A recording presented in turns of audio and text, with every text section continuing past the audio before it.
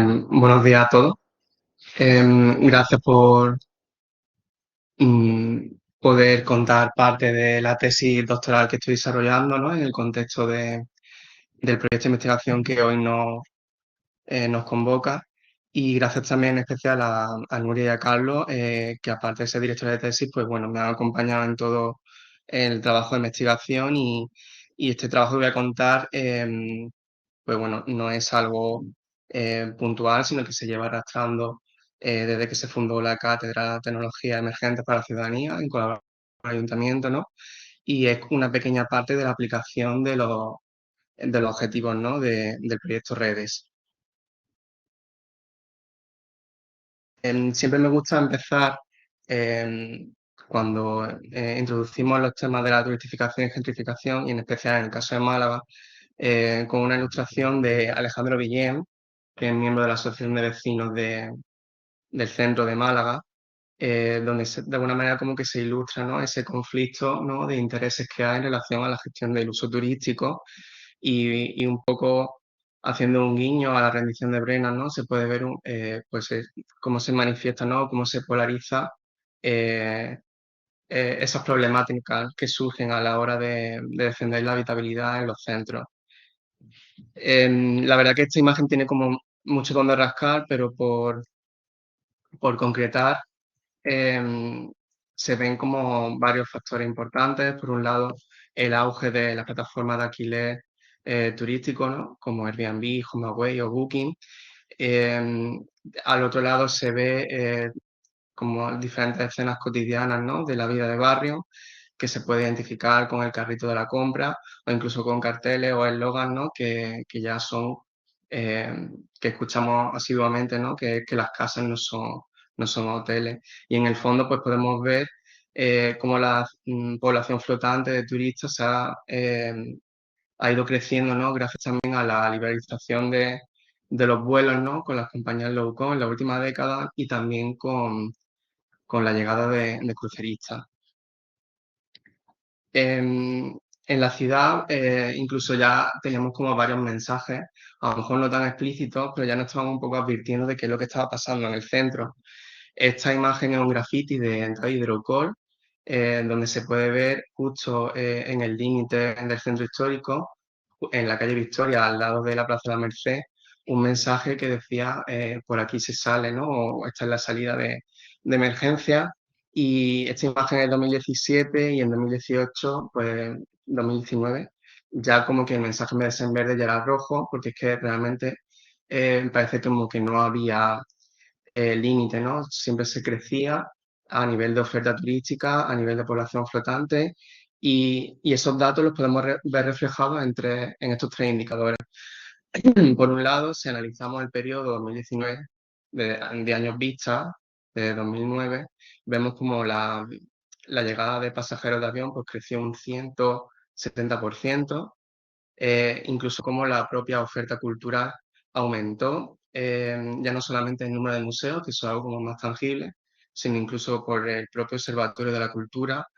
Málaga es que ascendió 15 puestos en el ranking nacional, colocándose en la cuarta ciudad española con una oferta cultural más atractiva. Y también en relación a la llegada de cruceristas, aunque sí que es verdad que no se mantuvo estable, sí se ha estancado, pero sí podemos ver un poco su influencia, ¿no? A la hora de contribuir en la población flotante de la ciudad. Y si esto de alguna manera lo podemos empezar a ver sobre el mapa y nos fijamos, por ejemplo, en qué sitios son más turísticos o hacia dónde se dirige el turista, en este mapa vemos a través de las fotos de Flip, gracias a su metadatos,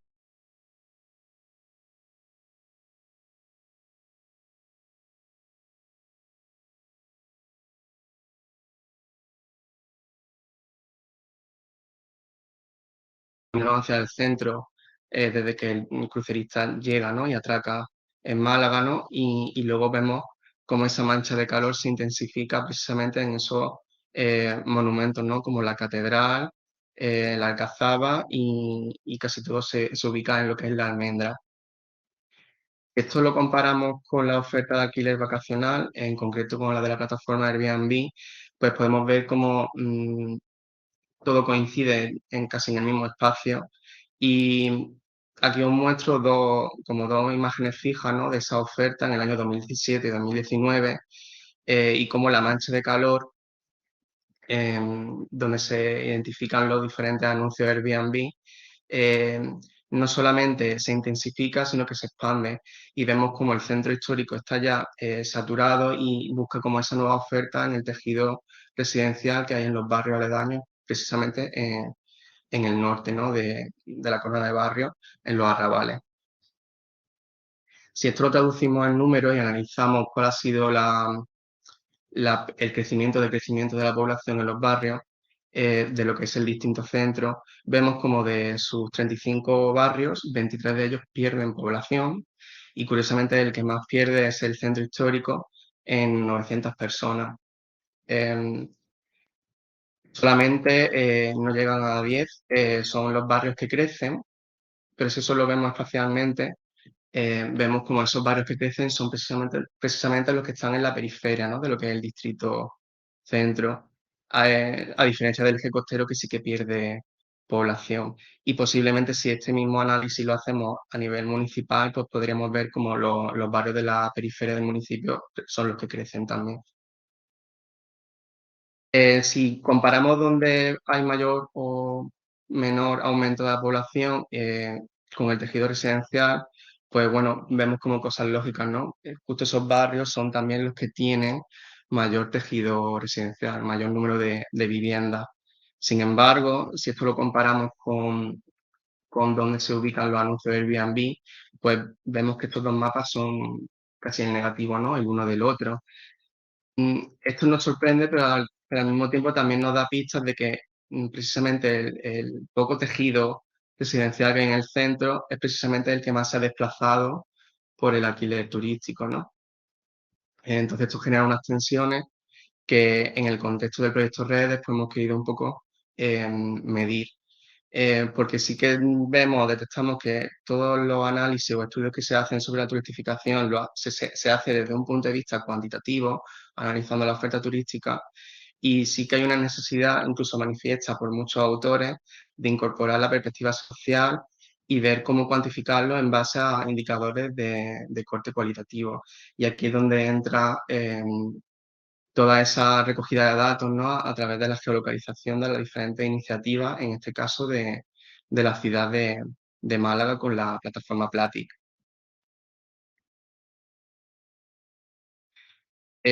A la hora de analizar el caso de Málaga, sí hemos querido un poco compararlo con otros destinos costeros que tienen patrones similares. Entendemos que el caso de Málaga no es un caso aislado, esto es un fenómeno global y sí creemos que podemos aprender un poco del estudio comparado de diferentes ciudades costeras y por eso se ha comparado con el caso de Valencia, Barcelona y Palma, precisamente porque esas cuatro ciudades son las ciudades portuarias del arco mediterráneo que más número de cruceristas recogen o reciben, también son las cuatro ciudades que mayor número de pasajeros también reciben a nivel nacional y también son las cuatro ciudades que mayor oferta cultural han buscado, ¿no? O han potenciado precisamente como atractor para atraer al turista. Y un poco la pregunta de investigación que nos hacíamos era ver si realmente esa intensidad de uso turístico facilita el surgimiento de iniciativas ciudadanas. Para ello, bueno, hemos trabajado con sistemas GIS para geolocación de datos, ¿no? Y sobre todo a través de datos públicos, pero en el caso de que no hubiese, hemos utilizado técnicas de web scraping de Google Maps y todo esto siempre hemos intentado darle como una dimensión espacial a través de cartografías de diagnóstico. En relación a las variables que hemos utilizado para medir la intensidad de uso turístico, pues hemos incluido sobre todo la oferta Airbnb, también la de alojamientos turísticos reglados, que aquí se incluyen hoteles, apartamentos, no confundir con viviendas turísticas, que son dos tipologías diferentes, y también albergues, hostales, y que son como las más principales. Luego también los equipamientos culturales, ya no solamente museos, sino también galerías de arte y otros monumentos o espacios de interés turístico. Y también la restauración en función de donde se ubican también no solamente los establecimientos, sino también los locales con terrazas, ¿no? En el espacio público. Y vemos cómo todas estas variables intervienen, ¿no? O tienen influencia una en otra con la primera variable, que son las iniciativas ciudadanas, que lo que hemos hecho ha sido medir la presencia de esos puntos que hemos geolocalizado en Platic para ver si hay una relación espacial, ¿no? Entre los diferentes indicadores. Si nos fijamos, por ejemplo, en el caso de la iniciativa ciudadana, en estos tres casos de estudio, en Palma, Valencia y Málaga, pues vemos cómo hay una fuerte dependencia del centro histórico y cómo la mancha de color, ¿no? Como que se va diluyendo a medida que nos vamos alejando del centro. Si esto también lo analizamos a nivel de población, vemos que el patrón se invierte y precisamente el epicentro, que es el centro, es donde menos población hay y como a medida que nos alejamos hay una mayor concentración de población residente. Y esto contrasta precisamente con dónde se ubican los Airbnb. Aquí nuevamente el patrón se invierte y el centro es el mayor receptor, ¿no? de anuncios Airbnb, que precisamente compite con los alojamientos turísticos reglados. Realmente el Airbnb no se ubica en esos espacios donde no hay oferta hotelera, sino que se ubica próximo a ellos precisamente para competir, ¿no? Porque ya sabemos, ¿no? que el Airbnb pues, permite, ¿no? el poder viajar y alojarse de una forma quizás más económica que el hotel, ¿no? También con las consecuencias negativas que tiene, que quizás las prestaciones no son las mismas. Y luego también vemos como nuevamente en el centro, pues los equipamientos culturales también se concentran. Y además también en la restauración también es otro de los usos, ¿no? que tienen una fuerte dependencia en el centro histórico. Si hacemos el zoom y nos vemos, o sea, vemos qué pasa más o menos en el entorno de distintos centros, en el caso de Málaga, pues o sea, estos mapas que os he enseñado a escala de municipios, pues se puede ver más claro, ¿no? Vemos como las iniciativas se ubican principalmente en el centro histórico, que es donde menos población hay. Sin embargo, es donde más Airbnb se ubica en competencia directa con la oferta reglada de alojamientos turísticos, que a su vez también es donde se concentra la oferta cultural y también la oferta de restauración. Y este patrón, que podemos pensar que puede ser único, anecdótico, solamente en el caso de Málaga, no es algo exclusivo, sino que también en el caso de Valencia también podemos ver, ¿no? o identificar este mismo patrón. Si esto lo vemos con números, o sea, con la cartografía se puede ver como de forma muy visual, ¿no?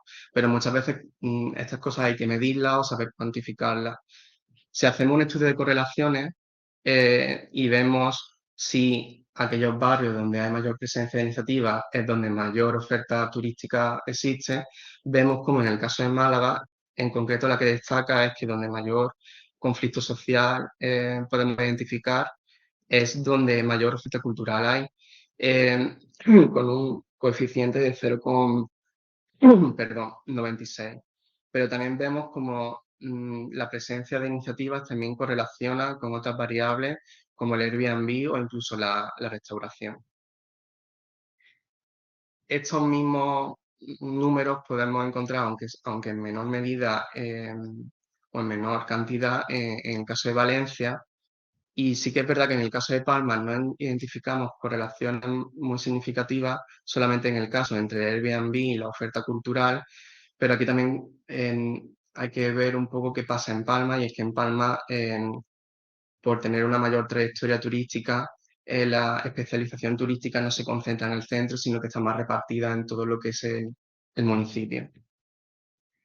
Si respondemos a la pregunta de investigación que nos hicimos al principio y intentamos dar respuesta a si ese surgimiento de iniciativa se corresponde con la oferta turística, vemos como en el caso de Málaga, con un modelo de regresión, como en el caso de Málaga, el modelo tiene una fiabilidad del 94%, y en el caso de Valencia en un 80%. O sea, estos modelos son bastante altos y entonces no podemos llega a la conclusión de que es azaroso todo este conflicto, ¿no?, que está surgiendo y dónde. Sin embargo, en el caso de Palma, por lo que he comentado antes, pues el modelo no se cumple y seguramente influyen otros factores que no hemos contemplado en el modelo. Si esto lo comparamos ahora con el caso de Barcelona, que a priori podemos pensar que lo son, ¿no? Son ciudades que incluso a nivel de población, Barcelona triplica la de Málaga. También podemos identificar patrones comunes. Aquí hemos incorporado los mismos indicadores del estudio anterior, pero esta vez en vez de hacerlo a escala de barrio, lo hemos hecho a escala de sección censal y hemos incorporado también otras variables como el parque de vivienda, la oferta de ocio nocturno y también de tiendas de souvenir. Y aunque la presencia de iniciativas sí que está ubicada en lo que es Ciudad Vela, el resto de la oferta turística sí está más o menos repartida por lo que es el municipio de Barcelona, no tiene una ubicación tan limitada, ¿no?, dentro de lo que es el límite de la ciudad antigua. Sin embargo, en el caso de Málaga, pues bueno, los valores tienen una dependencia muy fuerte en el centro histórico. Y si identificamos patrones a nivel de clúster, nuevamente en Barcelona vemos que esa mancha roja eh, se expande más allá del centro y sin embargo en el caso de Málaga sí podemos ver que prácticamente la mancha roja no se sale de lo que son los límites de la almendra. Entonces, bueno, a nivel de conclusiones y por cerrar, creemos que es importante incorporar la perspectiva social a la hora de medir, ¿no?, o evaluar la oferta turística y su intensidad en la ciudad y ver de qué manera esto también nos da pistas de hacia dónde hay que dirigir políticas urbanas concretas en espacios concretos o áreas urbanas de la ciudad y no plantear soluciones que sean extendibles a toda la ciudad. Em, y bueno, esto también abre la puerta a hacer investigaciones futuras incorporando otras variables que no hemos reflejado en el estudio. Bueno, buenos días a todos y a todas. Eh, bueno, intentaré que sea breve presentación. Bueno, pues lo que pretende mostrar es un primer estudio, un primer avance, una primera parte de los trabajos realizados en el proyecto Redes sobre mapeado y cartografías, concretamente sobre uno de los ámbitos de estudio analizados, que es la localidad o el término municipal de Benalmádena, con el objeto de fijar ese contexto urbano y social en el que se han desarrollado las diferentes iniciativas, ¿no? Con una doble visión. Por un lado, se presentan una serie de mapas donde se recogen todas esas diferentes iniciativas ciudadanas localizadas en el ámbito, situándolas, localizándolas en función de diferentes parámetros, como bueno, en relación a los diferentes núcleos urbanos de Benalmádena, la densidad de población existente en ellos, en relación a los equipamientos urbanos y, por tanto, en relación a la complejidad urbana que antes hablábamos en la presentación del proyecto, y también en función de la localización o en relación a los alojamientos turísticos legalmente registrados en esta zona. Y, por otro lado, se presenta también un trabajo de mapeado en función de las diferentes temáticas en torno a las cuales se han configurado las diferentes iniciativas que se han identificado en esta zona, en este caso estudio de Benalmádena. Temáticas que se han estructurado en torno a cuestiones relacionadas con la cultura y la educación, con temas relacionados con igualdad, derechos sociales e integración, con actividades lúdicas y deportivas, en relación con salud y cuidado, y con otras temáticas. O sea, he hecho una especie de miscelánea de otras temáticas que, bueno, digamos que no eran tan representativas y se han agrupado en un conjunto, ¿no? Y otra temática sobre comunidades extranjeras, ¿no? Como hemos dicho antes, el proyecto Redes se ha trasladado a diferentes ámbitos de estudio con unas características territoriales, urbanas, sociales diferentes, como ya se ha explicado, por un lado, a la población del municipio de Málaga, por otro lado, bueno, con una con unos criterios de población determinados, otro tipo de municipios con un importante porcentaje de población residente y flotante extranjera. Se ha elegido en este caso como caso de estudio el de Benalmádena, que es el que vengo a tratar en esta presentación, y por otro lado el ámbito más rural, como decíamos antes, que era el Valle del Genal. Bueno, pues como ya sabéis, Benalmádena se encuentra distribuida en torno a tres núcleos urbanos o tres distritos, podríamos decir. Si bien el propio desarrollo urbanístico y el aumento demográfico han provocado que el perfil urbano, los límites urbanos de Benalmádena sean cada vez más, bueno, más fluido, más mezclado, más difícil de distinguir esos límites entre los diferentes núcleos del municipio, ¿no? Incluso como ya sabemos, con los municipios colindantes, ¿no? Por un lado estaría Benalmádena Pueblo, el núcleo, la antigua villa, digamos, el conocido como Benalmádena Pueblo, con una estética de pueblo blanco, mediterráneo, y que alberga las dependencias centrales del ayuntamiento. Por otro lado, la zona de Arroyo de la Miel, la zona intermedia entre la costa y la sierra.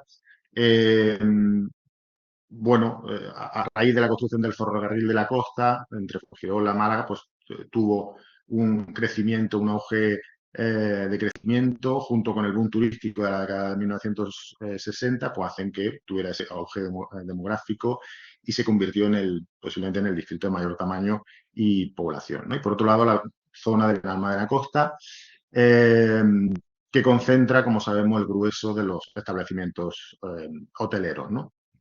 Encontramos aquí el puerto deportivo de Benalmádena, el paseo marítimo que cruza, atraviesa todo el término municipal y que conecta con los municipios colindantes. Pues bien, respecto al diagnóstico y al estudio que se ha realizado al inicio de este trabajo sobre las demandas y las necesidades sociales para identificar todas estas iniciativas ciudadanas que se configuran en torno a estas cuestiones, pues la metodología de trabajo, como ya se ha explicado antes, se ha dirigido a este municipio en concreto, a este caso en concreto, para conocer esas motivaciones, esos condicionantes, esas demandas sociales de partida que han propiciado ese desarrollo del tejido asociativo. Igualmente, este estudio nos ha permitido intentar encontrar las causas por las que determinadas iniciativas ciudadanas, pues igualmente, igual que se crean, pues por otro lado se difuminan o desaparecen en un determinado lugar o momento. Para ello, como decía, se han hecho dos tipos de acercamientos. Una primera fase del trabajo que ha supuesto la elaboración de una serie de trabajos de mapeado por capas, intentando localizar los factores urbanos y sociales, en la que se han cartografiado, localizado las iniciativas en función, como decía antes, de los núcleos poblacionales en los que se sitúan, la densidad de población de estos, su relación con los equipamientos urbanos y su relación con los alojamientos turísticos registrados.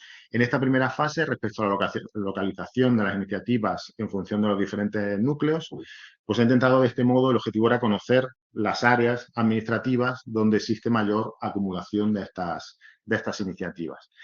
Apoyados con la información obtenida de los datos espaciales de referencia de Andalucía, pues se han geolocalizado los puntos que representan a cada una de estas iniciativas ciudadanas. Cada uno de estos puntos que pueden ver ahí alberga además toda la información recogida sobre cada una de estas iniciativas. Sí, todos estos puntos están cargados de toda esa información.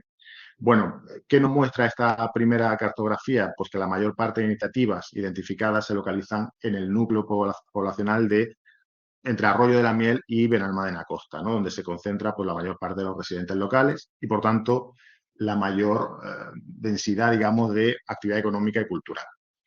En mayor medida, las iniciativas identificadas se localizan en el centro justo de estos núcleos, cercana a la zona donde se solapan más tipos de actividad, también en relación a la infraestructura de transporte que parece las conclusiones que son un criterio o un indicador que influye en un aumento de la densidad de estas iniciativas, ¿no? En un segundo lugar aparece el núcleo de Benalmádena Pueblo, como origen histórico del municipio, donde se concentra gran parte de esa actividad administrativa, y finalmente una pequeña proporción del conjunto de iniciativas pues, repartidas, dispersas por otros núcleos de carácter exclusivamente residencial. Si esto lo mapeamos en función de la densidad de la población residente y usando una metodología que, como ven, a partir de una cuadrícula de 250 por 250 metros que creíamos que se ajustaba mejor a esa realidad, esa densidad del municipio, pues se concluye pues, algo parecido, evidentemente, ¿no? Que existe una relación directa entre la localización de las iniciativas y la densidad de población residente, la cual, como ven, se concentra fundamentalmente en el núcleo de Arroyo de la Miel y en menor medida también en Benalmádena Pueblo. En relación a la localización de iniciativas, ese tercer mapeado que hacíamos en relación a los equipamientos urbanos, buscamos con este análisis, con esta cartografía, conocer la posible relación entre la localización de esas iniciativas sociales en el término municipal y la complejidad urbana, ¿no? Que creíamos que era a priori un factor determinante para esto, ¿no? Se han utilizado o se han tenido en cuenta los equipamientos más usuales, equipamientos culturales, equipamientos administrativos, equipamientos de salud y de cuidado y equipamientos lúdico-deportivos, en los que también se han incluido los sistemas de áreas verdes, ¿no? En esta cartografía, como vemos, se aprecia podríamos decir, una vinculación directa entre la acumulación de iniciativas, densidad de iniciativas, y las zonas donde existe mayor diversidad de equipamientos disponibles. Esto coincide, de nuevo, con la zona de Arroyo de la Miel. Estamos, de alguna manera, corroborando, confirmando cuestiones que se intuían. En esta zona conviven equipamientos de carácter cultural, administrativo, de salud, lúdicos, y se trata además de una zona del municipio con mayor número de zonas verdes, ¿no? Por tanto, podemos concluir con esta cartografía que la complejidad urbana, confirmamos esto que intuíamos, es un factor clave tanto para la formación de nuevas iniciativas ciudadanas como la propia localización de estas iniciativas. Finalmente, el análisis mapeado de la localización de iniciativas en relación a los alojamientos turísticos registrados, lo que buscaba conocer era la posible conexión existente entre la propia localización de las iniciativas y la ciudad turística, ¿no? Todo este complejo urbano turístico. Se han tenido en cuenta equipamientos tales como hoteles, apartamentos turísticos y viviendas con fines turísticos. Y podemos concluir con este mapeado que las zonas con mayor densidad de alojamientos turísticos son precisamente las que menos iniciativas ciudadanas se han identificado. O lo que es lo mismo, lo que podríamos decir es que en el núcleo de Arroyo de la Miel o el Benalmádena Pueblo es donde existen evidentemente menos alojamientos de este tipo y por tanto mayor población residente estable y es, por tanto, donde se localiza el mayor número de este tipo de iniciativas. Bueno, pues si hacemos esta misma relación en términos de densidad de población con la misma metodología que decíamos antes de esa cuadrícula, pues obtenemos los datos similares. Esto respecto a la localización de estas iniciativas. Y teníamos un segundo paquete de trabajo, una segunda tarea en la que nos dirigíamos buscando esta localización de la iniciativa respecto a las diferentes temáticas en torno a las cuales se habían constituido, se habían creado estas iniciativas ciudadanas. Por tanto, en esta cartografía, la ha mostrado antes Nuria en la presentación del proyecto, pues se expone cuáles son las temáticas principales en torno, como digo, a las cuales se han concentrado, se han formalizado o se han creado estas iniciativas. Además de cuantificarlas, pues la cartografía lo que nos muestra es en qué áreas del término municipal de Benalmádena son más comunes unas temáticas u otras, ¿no? Para ello se han agrupado las temáticas en 5 grandes paquetes que, digamos, representan las temáticas más usuales del territorio. Por un lado, cultura y educación. Por otro lado, las relacionadas con igualdad, derechos sociales e integración, como hemos dicho antes. Actividades lúdicas y deportivas, por otro lado. Las de salud y cuidado. Y las de comunidades extranjeras. Decíamos antes también que había otro paquete un poco miscelánea que que agrupaba las otras temáticas, ¿no? Demuestra que la temática más habitual del municipio es la de cultura y educación en cuanto a iniciativas, seguida las iniciativas sociales, las lúdicas, deportivas, las de salud y cuidado y, por último, las de residentes extranjeros, ¿no? Bueno, en cuanto a cultura y educación, respecto a los equipamientos relacionados con estos espacios culturales, además de una posible vinculación con la red de transporte público, bueno, pues se demuestra que existe una relación directa principalmente entre los centros educativos, los centros culturales, las bibliotecas con estas iniciativas, ¿no? Siendo menos evidente quizá el vínculo con los museos o con los edificios religiosos. En cuanto a las iniciativas de carácter social dirigidas a igualdad, derechos sociales e integración, se analizaba también estas iniciativas respecto a otros indicadores, ¿no? Por ejemplo, en cuanto al porcentaje de residentes en paro, a ver si había alguna relación entre ellas. No parecía existir relación directa entre esta localización y estas zonas del municipio con niveles altos de paro.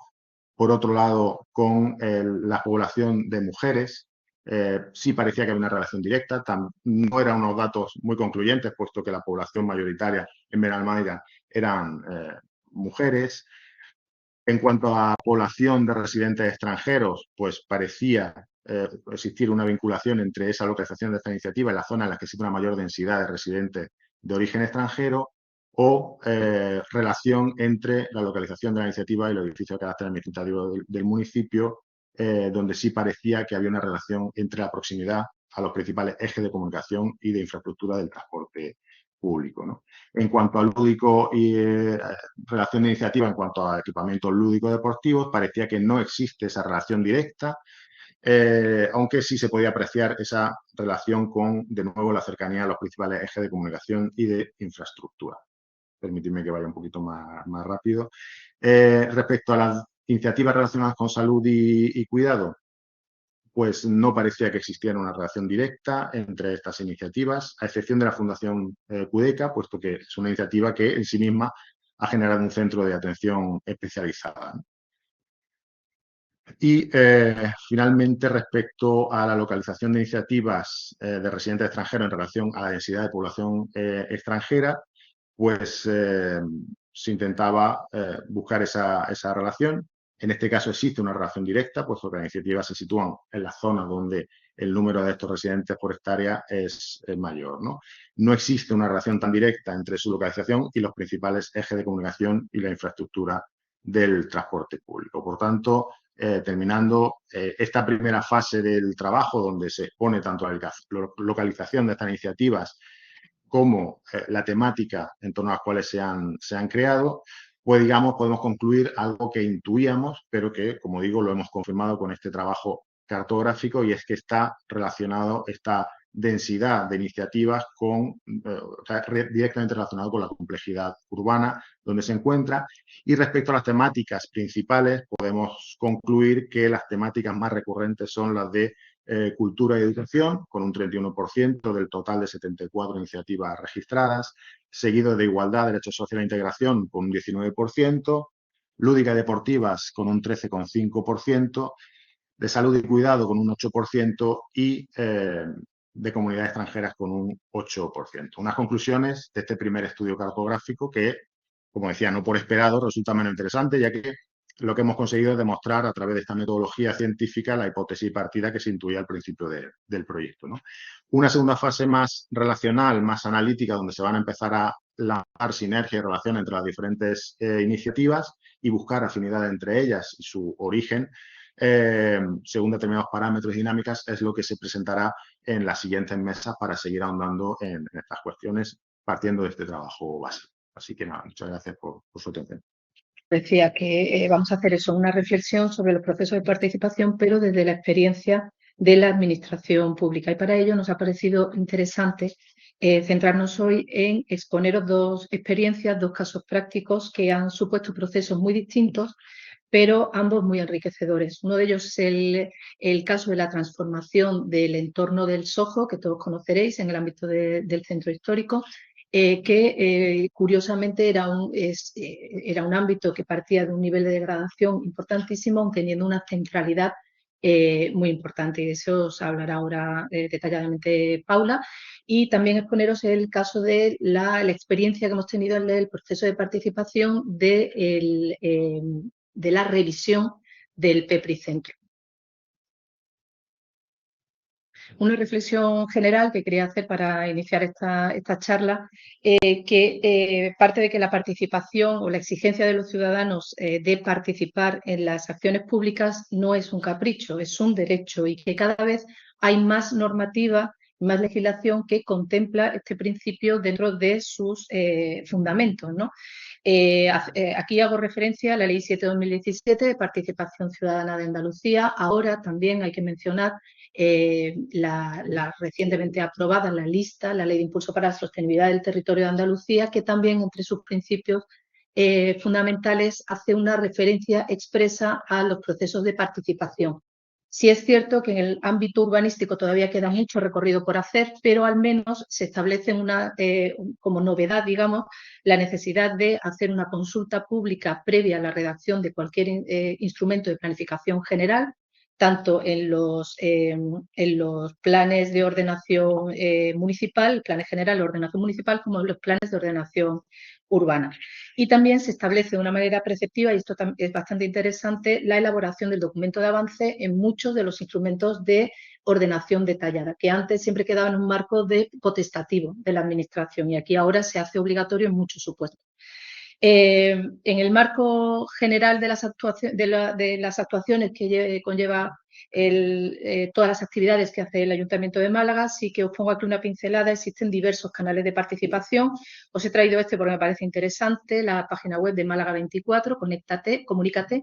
Ahí podéis encontrar pues distintos portales de quejas, sugerencias. Yo destaco estos porque alguien se puede preguntar, ¿luego esto llegará a algún sitio? Os puedo asegurar que en la Gerencia de Urbanismo respondemos a aquellas que nos llegan desde el Ayuntamiento. Ya digo, hay un portal de quejas y sugerencias, aviso de incidencias, que también tiene una participación muy activa, y este que destaco, el portal de participación, porque resulta bastante interesante. Aquí incluso se pueden colgar proyectos concretos o se puede llegar a votar sobre determinadas actuaciones. Me ha parecido interesante traerlo.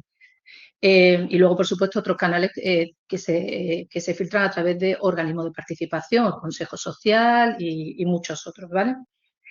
Pero, como he dicho al principio, pues nosotros nos gustaría centrarnos en las experiencias de participación realizadas en el marco de las competencias que nos son propias. En este caso, es el de la planificación urbana, la generación y regeneración de la ciudad a través de la Gerencia Municipal de Urbanismo.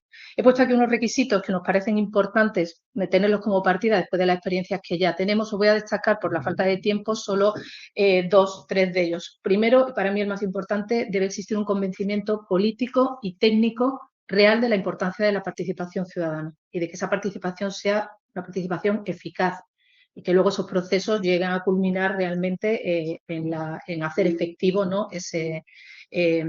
Lo que ha formado parte de ese proceso de participación. Por supuesto, tener un modelo de ciudad, eso también hemos visto que es fundamental, ¿no? La participación hay que llevarla a cabo con una guía, es decir, tenemos que saber hacia dónde vamos, ¿no? Si no, nos perdemos en todo ese proceso, resulta más complejo. Y por último, destacar también la necesidad de una efectiva cultura de la participación. Bueno, pues como podéis ver, hay efectivamente muchas herramientas relacionadas con la participación, y mucha legislación al respecto, pero lo cierto es que todavía no es una realidad. Todos somos conscientes de que los proyectos urbanos todavía no tienen una participación directa y eficaz de la ciudadanía. De hecho, bueno, pues los ciudadanos aún no son los protagonistas, ni siquiera son los actores principales en la toma de decisiones de la gestión urbana. Desde la administración local, como comentaba Elena, hemos tenido diversas experiencias de proyectos urbanos que han tenido actividades de participación. De todos ellos hemos aprendido puntos importantes y hemos ido dando pasos en la cultura de la participación. Pero, sin embargo, hemos elegido el proyecto SOGE de Málaga y la revisión del ámbito del centro histórico. Entonces, en la mañana de hoy tenemos el reto de contaros estos dos proyectos, pues nos parecen dos proyectos que desde el punto de vista de la participación se pueden entender como los más integrales y realmente los más interesantes. El primero de ellos, bueno, pues es el proyecto SOHO, que fue el primero. Yo le tengo un especial cariño porque fue un proyecto muy innovador para nosotros, realmente espontáneo.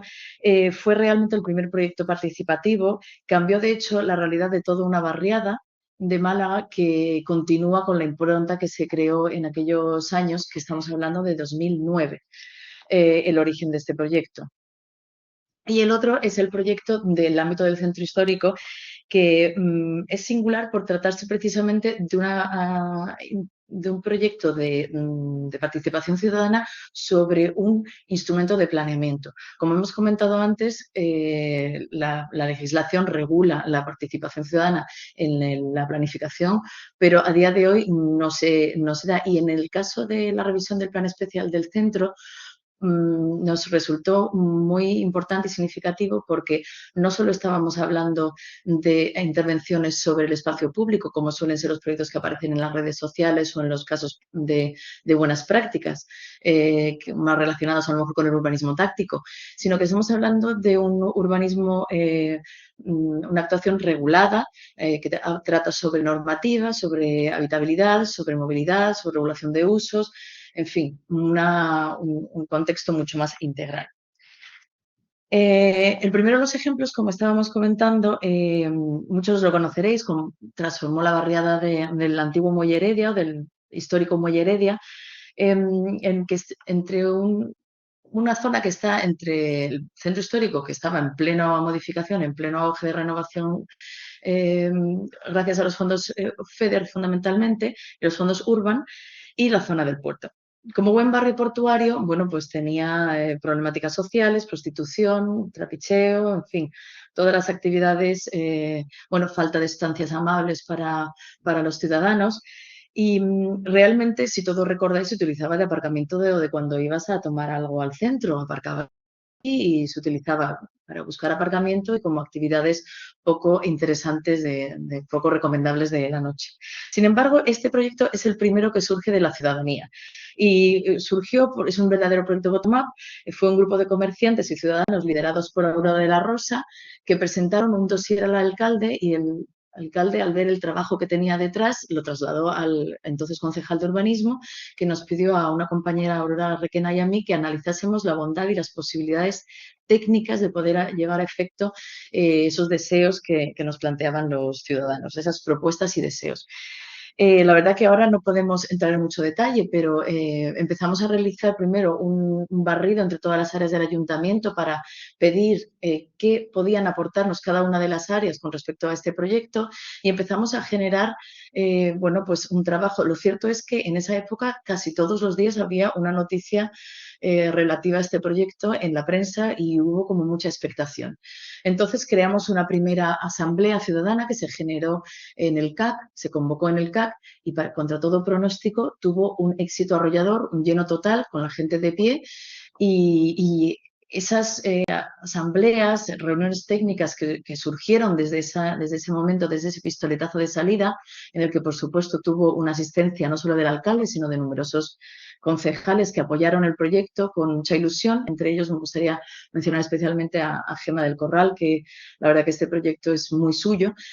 Bueno, pues lo cierto es que escuchando empezamos a generar reuniones bilaterales con agentes privados, comerciantes de la zona, y cambiamos radicalmente el proyecto. La primera actuación que se llevó a cabo fue la intervención sobre el espacio público y sobre la iluminación, el alumbrado público, y el proyecto original cambió radical después de hablar con los vecinos y se fue adaptando a lo que ellos iban pidiendo, ¿no? Aquí también quería mostrar el proyecto de alumbrado público, que cambió totalmente la sensación, la percepción de los ciudadanos cuando atravesaban la zona por la noche, y por el cual obtuvo la Gerencia de Urbanismo el premio Auroralia, que es uno de los más importantes a nivel internacional y que tuvimos la suerte de ir a recoger a Lyon. Bueno, aparte de los cambios físicos que ya todos conocéis, me parece relevante explicar que lo que más cambio supuso fue la percepción de los ciudadanos del barrio, de los ciudadanos del propio barrio y del resto de malagueños y gente que visitaba la zona, ¿no? El cambio el sentido de pertenencia de los ciudadanos que empezaron a sentirse orgullosos de vivir en esa barriada y el continuo goteo de participación deseada que se produjo en el proyecto, creo que fue uno de los factores más significativos. A partir de eso, de ese momento, se empezaron a... Bueno, quería mencionar, luego ya tendremos ocasión de entrar en detalle, que realmente se convocó un concurso para la elección de la imagen de la... Y bueno, todavía recuerdo impresionada las colas para votar, que podían votar solo los ciudadanos empadronados en la zona en la barriada, y las colas que daban toda la vuelta al CAC. A partir de ese momento, bueno, pues se decide buscar más fondos europeos, visto el éxito y las peticiones ciudadanas y sobre todo el cambio desde el punto de vista comercial que se podía estar produciendo, y se piden unos nuevos fondos europeos, se redacta un plan director que ya incorpora ayudas a emprendedores, mejoras en los locales, se generó una web inmobiliaria de los comercios que estaban disponibles, las tiendas que iban abriendo, se crearon mercadillos, conciertos. Pero la actuación que fue definitiva y ya a cabo fue el MAUS. El Málaga Arte Urbano Soho fue un encuentro de artistas urbanos que fue posiblemente la estrategia más acertada para dar la impronta final a la zona del antiguo Muelle Heredia. Esto fue un punto de encuentro entre muchos artistas urbanos, que estamos hablando del 2010, y gente de la talla de Obeid y Facebook, Mistura Faith, entraron en un proyecto muy reglado y de alguna manera oficial, lo cual, bueno, eso daría para otra charla, pero que conseguimos que personas de esta talla participasen de este proyecto. Para acabar, me gustaría mencionar los puntos que me parecen que hicieron del proyecto Soho un proyecto tan singular. En primer momento, pues lo que he mencionado, que realmente fue un proyecto bottom-up, surgido de modo espontáneo, que la participación era real, deseada y auténtica, no era inducida ni reclamada para las asociaciones que participaran. Se dio una participación de todas las áreas municipales, incluso de otras entidades locales. La colaboración público-privada fue continua y permanente y se siguió dando muchos años después. Y sobre todo fue un proyecto integral que mejoró el espacio público, la iluminación, el comercio, el parque residencial, la seguridad ciudadana, la movilidad, el tejido empresarial, los espacios culturales de la zona, en definitiva, una verdadera renovación de la barriada. Y eso, bueno, pues fue muy diferente a lo que luego hemos seguido desarrollando, porque allí hicimos lo que pudimos de una manera espontánea, no teníamos todavía un know-how de la participación real dentro de los proyectos de este calado. Y bueno, y ahora vamos a contar otro proyecto que ahí sí tuvimos otro enfoque. Vale, este sería, como hemos dicho antes, el proyecto de participación o la actuación de participación en el ámbito del centro histórico. En este caso, en la revisión del centro histórico, hablamos de un proceso complejo, metodológicamente, igual en el caso del Soho, pero un matiz distinto, ¿no? Lo ha explicado antes Paula, en el sentido de que aborda la participación en un proceso que afecta a una planificación urbana, ¿no? Y esto tiene unas connotaciones, distintas porque no solo afecta al uso del espacio público, sino que afecta a un principio fundamental que es los derechos de la propiedad, ¿no? Porque cuando tú haces un plan urbanístico estableces normas, regulación, limitaciones al uso de tu propiedad. Por lo tanto, eso tiene esa mayor implicación. Y también porque, bueno, todos lo sabemos, el ámbito centro es un ámbito de, para decirlo, enorme centralidad, en el que un ámbito de una gran extensión y, por tanto, en el que confluyen una enorme diversidad de actores, ¿no? Podemos decir que los actores son prácticamente la totalidad de la ciudadanía de Málaga, que tienen cada uno de ellos, lógicamente, distintas inquietudes, distintos intereses, ¿no? Y a diferencia de otros procesos que se centran, como hemos dicho, centran su esfuerzo en, pues, a lo mejor ámbitos más reducidos, de reurbanización o regeneración exclusivamente del espacio público, y eso es mucho más fácil de atender, ¿no? En el caso de la demanda de daños. Para ello, contamos con la participación de Colectivo Punt 6, que es un equipo especializado en procesos de participación, para coordinar todas las actuaciones de participación con la ciudadanía y elaborar también un documento de conclusiones, a partir, en este caso, del documento de avance del planeamiento. Y además ejercer una labor fundamental de mediación también entre los vecinos y la administración, ¿no? En esa figura de mediador que es importante en el proceso participativo. Sin embargo, el proceso de participación, que digo de una manera global para el equipo redactor, comenzó antes de empezar ni siquiera a tener los primeros esbozos de esos objetivos, esas directrices, ¿no? Y fue un proceso en el que nos reunimos a nivel institucional con todas las áreas municipales que pudieran tener cualquier tipo de implicación en el centro. Yo he destacado, bueno, hemos puesto aquí un esquema, ¿no? Como centro, como foco, la gerencia de urbanismo y el distrito centro, donde se focalizaban todas esas actuaciones de coordinación, sobre todo con posteriormente iban a ser los focos de conexión con la ciudadanía. Y bueno, pues aquí he mencionado algunos, servicios de programas europeos, ¿no? Pues importantísimo, porque ellos son los que gestionan los fondos europeos que llegan al Ayuntamiento de Málaga, coordinación de proyectos, iniciativas en nuevos proyectos o incluso la gestión de GIS o indicadores de sostenibilidad, que para nosotros también son importantísimos a la hora de redactar el plan. La oficina de rehabilitación del centro también a través de la gestión de subvenciones y la recuperación de parámetros protegidos. Medio ambiente, sin lugar a dudas, gestión de residuos en el centro, importantísimo. Y el tema de contaminación acústica, que también son uno de los aspectos que sabemos que tienen enorme relevancia en el ámbito centro. Parques y jardines, a través de conservación de zonas verdes, mantenimiento y cuidado de los jardines históricos, reposición de elementos vegetales. ProMálaga y CIEDES a través de los grandes proyectos de ciudad, por ejemplo, la implicación de CIEDES con el río Guadalmedina, que si bien no está dentro del ámbito, pero es evidente que tiene una relación directa. La Oficina de Coordinación de Infraestructuras Básicas, también a través de gestión y ejecución de proyectos urbanos, comercio y vía pública, a través de concesión de licencia de apertura, otro de los grandes retos del centro histórico, traspasos y cambios de titularidad, cambios de uso o gestión de permisos en eventos culturales también en vía pública. Todo eso se gestiona desde ese área. José María está aquí, no aparece el IMV, pero también tuvimos de coordinación con ellos. También una función importantísima en el ámbito centro, con la edificación protegida, en aquel momento con el convenio que manteníamos con Abra respecto a las tecnocasas, o sea que ya, bueno, queda ahora ya por fin resuelto.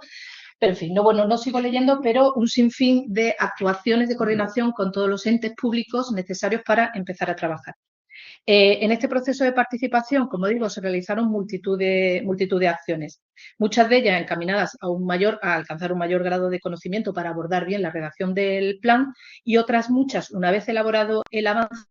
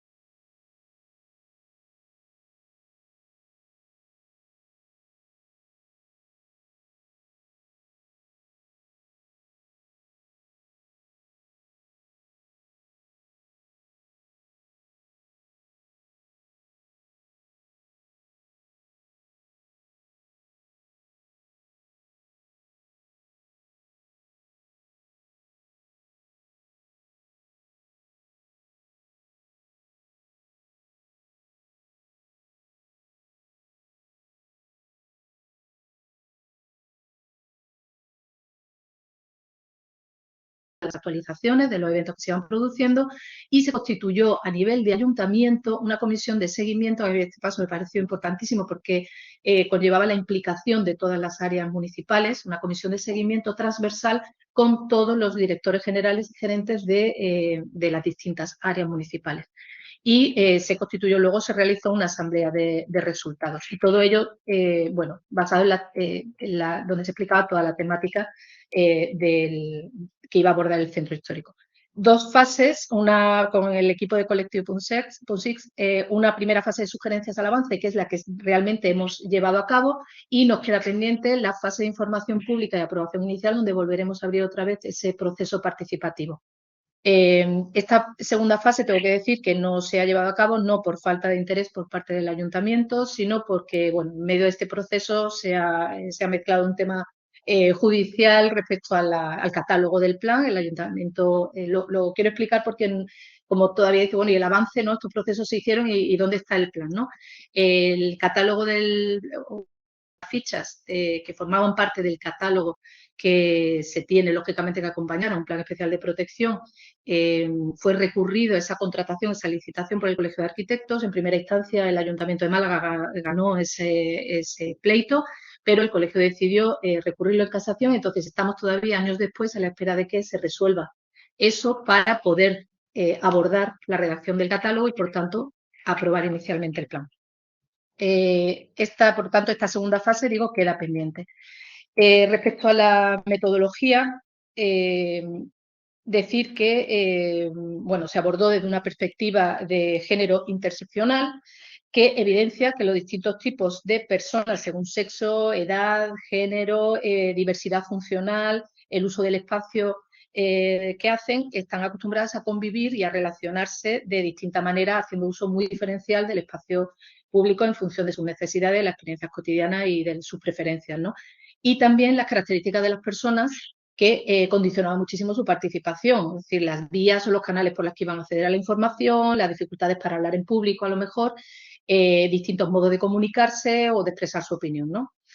O incluso la disponibilidad del tiempo. Y todo ello nos llevó a abordar un proceso pues teniendo muy presente la necesidad de contemplar toda esa diversidad en la estrategia metodológica que se iba a abordar, ¿no? Siempre ligada también a la diversidad temática del propio plan. Y aquí simplemente un inciso, el avance, el plan nosotros lo hemos estructurado con 5 materias temáticas, que son la movilidad, la morfología, actividades, singularidades e infraestructuras. Y todas ellas analizadas de 3 escalas. La escala de barrio, pequeñita, la escala local, la escala estructural de todo lo que conforma la estructura del centro histórico y una escala territorial que establece las relaciones entre el centro y el resto de la ciudad. Bueno, con todo ello se realizaron una serie de actividades, ¿no? Pero voy a intentar simplificar. Bueno, las actividades participativas, ¿no? Que se llevaron a cabo comenzaron con un encuentro, que es este que veis aquí, bajo el eslogan "El centro también vive, apúntate". Como digo, un encuentro participativo del que estamos muy orgullosos. Fue una experiencia muy bonita que tuvo lugar en el mes de julio en la Casa del Distrito Centro y posteriormente con una actividad participativa en la Plaza de Jerónimo Cuervo. Esa actividad que se convirtió en una verbena, digamos, donde tuvimos además animación para los niños, para que todas las madres, abuelos, abuelas pudieran participar libremente y estar en un entorno agradable, ¿no? Bueno, ahí, en ese, digamos, espacio, ¿no? de participación, se podía informar del documento, del avance, de los objetivos y de sus líneas de actuación. A ver, aquí. Mediante paneles temáticos, dípticos y la entrega de publicaciones también, estas que os decimos que tenemos hechas. También podían apuntarse a las distintas actividades participativas que se iban a llevar a cabo en el mes de septiembre. Dejamos libre el mes de agosto por la falta de bueno, pues está todo el mundo de vacaciones y en otros menesteres. Y también se permitió participar en un ejercicio muy interesante de relatos de la memoria, el presente y el futuro del centro, y otro ejercicio basado también en preguntas que se le hacían a los ciudadanos para poder grafiar de alguna manera los aspectos de la vida cotidiana de las personas, ¿no? Entonces, como digo, una enorme afluencia de personas mayores, niños. Aquí están estos de aquí tan monos, que son el hijo de Paula, el mío pequeño y el mío mayor, que están detrás. Por eso me parece muy enanos. Ayer montando un poco, nos pareció muy gracioso verlos ahí, ¿no? Pues se lo pasaron muy bien. Y bueno, estas son algunas imágenes de ese proceso. Me hubiera encantado poneros un vídeo, pero por falta de tiempo no lo vamos a hacer, ¿no? Pero ya digo que fue muy bonito. Y luego, una vez pasado esto, como digo, en septiembre se llevaron a cabo una serie de acciones, de actividades participativas, donde también, teniendo en cuenta toda esa diversidad, pues yo creo que se profundizó mucho en todas las temáticas, en todas las materias y en todos los agentes, ¿no? Tuvimos un taller con niños, un par de talleres, hubo 2 con niños y niñas del Colegio Nuestra Señora de Gracia, haciendo recorridos, explicando a los niños lo que les gustaba, lo que no, del centro. Una ruta fotográfica que también me pareció una iniciativa muy bonita para jóvenes y adolescentes, ¿no? Se hizo un recorrido por todo el centro donde los jóvenes iban haciendo fotos de aquello que les resultaba interesante y luego los colgaban en el blog que se había creado con opiniones, sugerencias sobre eso que les había llamado la atención y que había quedado plasmado, ¿no? Esa fotografía. Un taller de recorrido de la memoria histórica con personas mayores, un taller también precioso, porque además fue tremendamente enriquecedor. Ese se realizó en el equipamiento municipal de la Plaza Montaño, taller de la vida cotidiana de las mujeres en el centro, cómo viven las mujeres su día a día, sus dificultades y también las cosas buenas, ¿no?, de las que pueden disfrutar en el centro. Se hizo en la sede de la Junta de Distrito, un mapa comunitario, se hicieron dos, uno en Félix Sáenz con Puerta del Mar y otro en la Plaza de la Merced, o sea, llevamos los planos a la calle y allí la gente pudo participar en la medida que quiso. Y un taller participativo también con personas relacionadas con el comercio y la hostelería, que como sabemos es otro de los grandes temas a resolver en el ámbito del centro histórico. Finalmente, con todas estas actuaciones, con todas estas actividades que, como veis, tuvieron bastante afluencia de personas, se elaboraron unas fichas resumen donde quedaba plasmado de alguna manera el tema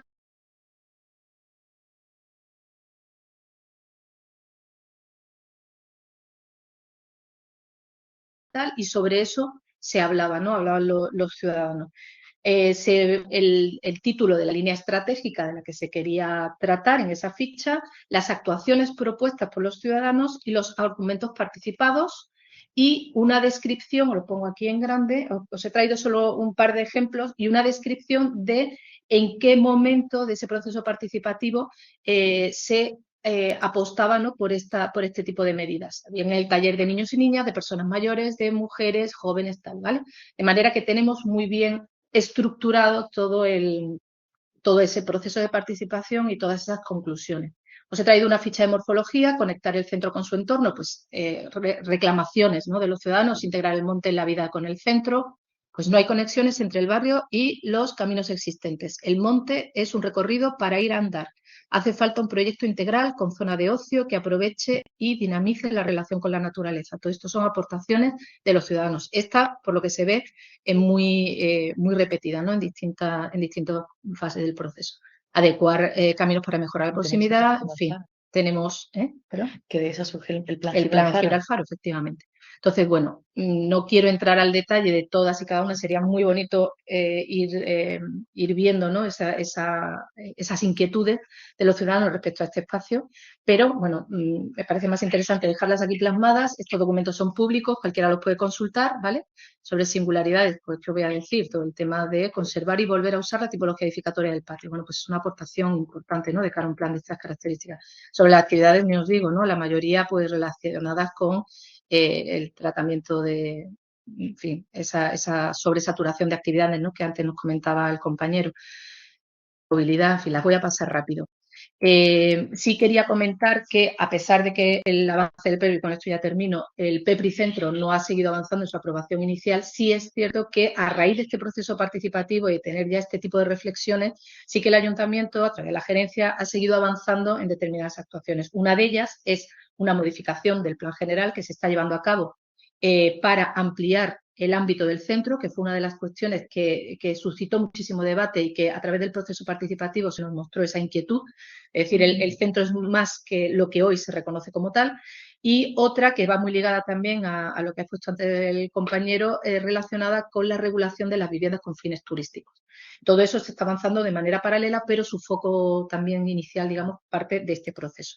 Y también, pues como igual que ha hecho Paula, ¿no?, los aspectos valorados positivamente como reflexión final en este proceso de participación, pues el primer proceso de participación sobre un plan urbanístico, no solo sobre el espacio público, sino sobre la regulación normativa.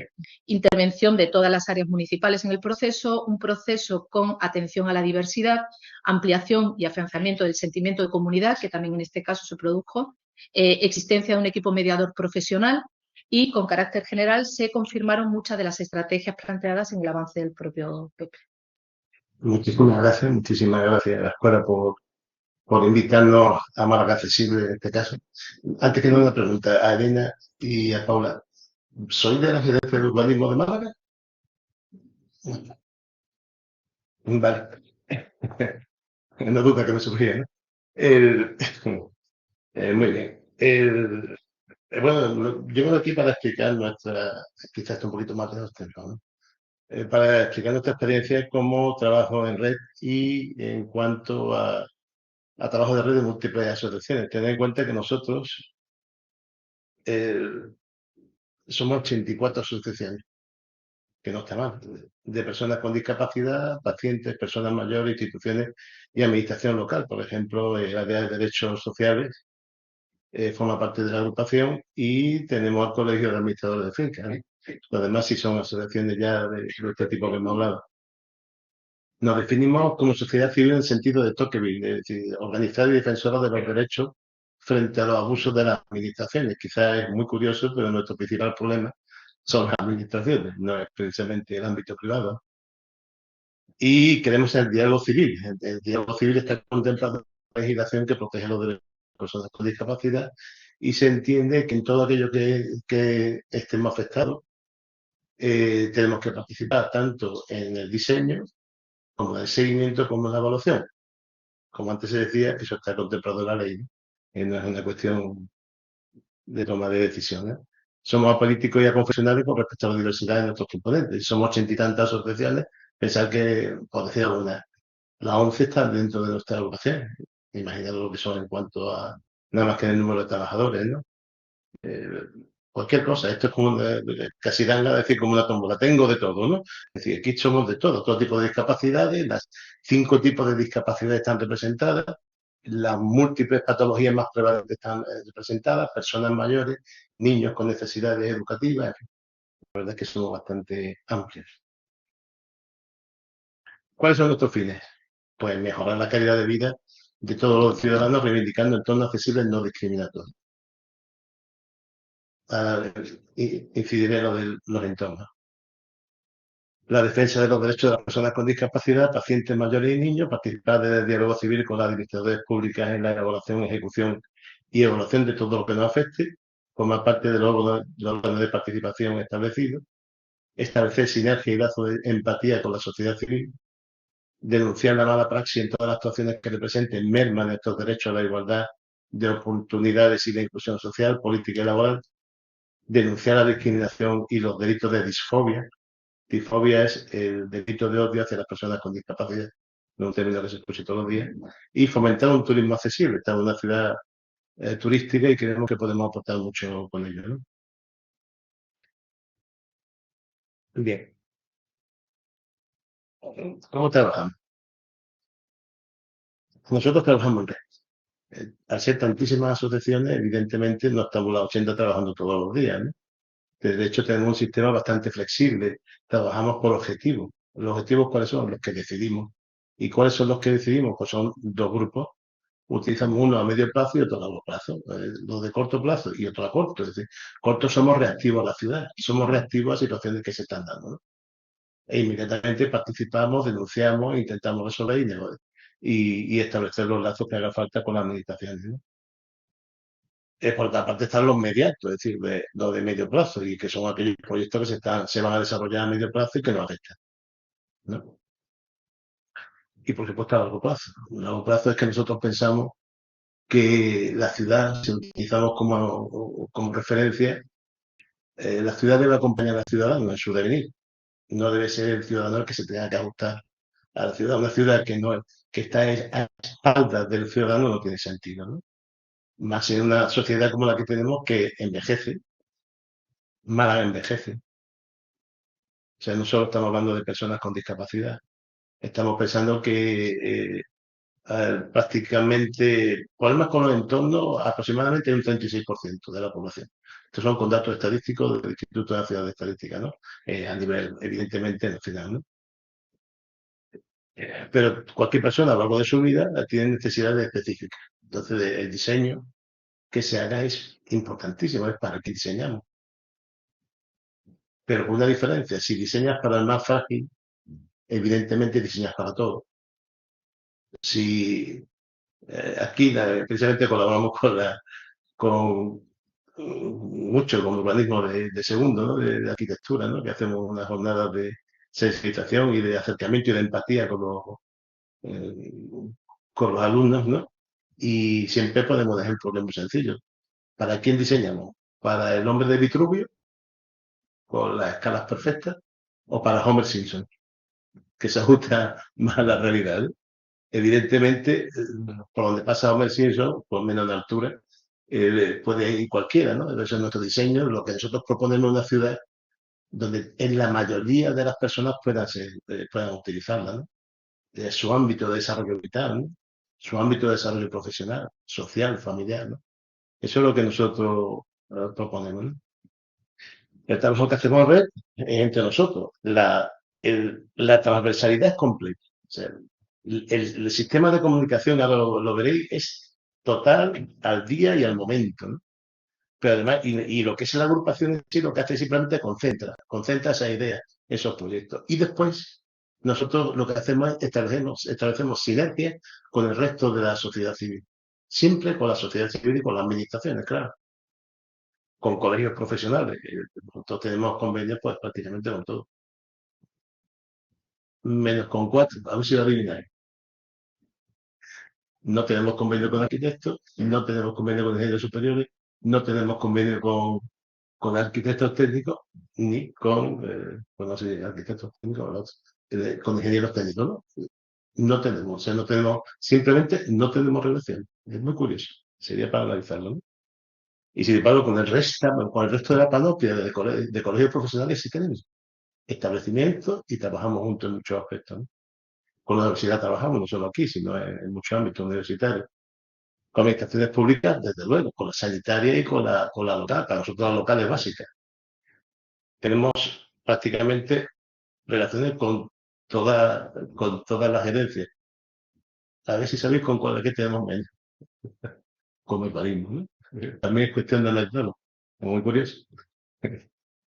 Con las asociaciones de vecinos, ¿por qué? Porque justamente cuando tú estableces relaciones de empatía, te das cuenta de que hay muchos temas comunes y muchas herramientas propias. Por ejemplo, con el centro. Antes he hablado de Alejandro Villén. Tenemos contacto con él y con la asociación del centro antiguo. ¿Por qué? Porque se han dado cuenta de lo que nosotros defendemos. Y es que la legislación que protege nuestros derechos es una legislación que es útil para el resto de la ciudadanía. Totalmente útil. Cuando se defiende algo tan básico como el itinerario peatonal accesible, no es que tengamos un camino para las personas con diversidad, es que ese es el camino de toda la población. Es decir, cuando tú defiendes eso, estás defendiendo de toda la población. Nosotros creemos que a través del respeto de estos derechos, al ser los más vulnerables a los entornos, conseguimos que se respeten el derecho de toda la población. Luego, ese respeto es una garantía de calidad de vivir en cualquier entorno, ¿no? Y esa es nuestra manera de trabajar en este aspecto, ¿no? Con todas las plataformas reivindicativas y con las personas en riesgo de exclusión. Este es nuestro ámbito de trabajo. ¿Cómo nos organizamos? Nuestra herramienta. Bueno, casi todos los que forman parte de esta plataforma tienen problemas de movilidad, tienen problemas de sensibilidad sensoriales y cognitivos. Utilizamos muchas herramientas, sobre todo herramientas en el ámbito de las nuevas tecnologías, ¿no? De hecho, tenemos fijado que somos una agrupación, 84 asociaciones, nuestro presupuesto es cero. No tenemos presupuesto, es cero. Por una decisión. O sea, cada una de las asociaciones se la arregla como puede, pero como agrupación, cero. Porque entendemos que cuando llevas la mochila vacía es más fácil poder representar a un colectivo. Es decir, cuando no hay compromisos de otro tipo, no tenemos sede, no tenemos gasto, solo tenemos voluntad, pues creo que funcionamos bastante bien, ¿no? De hecho, tenemos una serie virtual, que es una sala virtual de una plataforma que se llama Jitsi Meet, ¿no? Y ahí está nuestra sede. Cuando queremos reunirnos, nos enganchamos, ¿no? Y utilizamos mucho las redes sociales, el WhatsApp. Yo tengo ahora mismo 6 WhatsApp en mi móvil, porque trabajamos por mesa. Tengo una mesa de salud, tengo una mesa de accesibilidad sensorial y física, o motora, otra de cognitiva intelectual y mental. Hemos abierto una de educación, otra de salud de la mujer, solo colamos dentro de la diversidad, y nuestra forma de trabajar. ¿Cómo lo hacemos? Intercambio constante, intercambio además. Todas se ven entre ellas y todos trabajamos con todos. Con lo cual, imaginaros la riqueza de interacciones que hay entre ellos. Nosotros nos vamos a juntar para hacer un documento, utilizamos la nube y nos hacemos otros documentos, evidentemente, de manera consensuada. Y tenemos listas de difusión, o sea, cualquier noticia. Tenemos repositorio también de legislación, o sea, cualquier legislación que se entera alguien, evidentemente lo elevamos al repositorio para que sea disponible, igual que las convocatorias de ayuda y subvenciones también, ¿no? Esta es nuestra manera de funcionar. Bien. Muy brevemente, algo que la gente no entiende, y es que es la discapacidad, ¿no? Sí, se asocia a las sillas de ruedas, normalmente, eso sí. Bien, voy a utilizar el concepto de la Organización Mundial de la Salud. Para que exista una discapacidad es necesario que exista una deficiencia previa. Puede ser nacimiento, puede ser adquirida, es decir, hay algo que no te funciona, puede ser algo que te afecte a tu movilización, es decir, la motora o física, a la sensorial, la cognitiva, mental y la orgánica. Pero, ¿qué define, por ejemplo,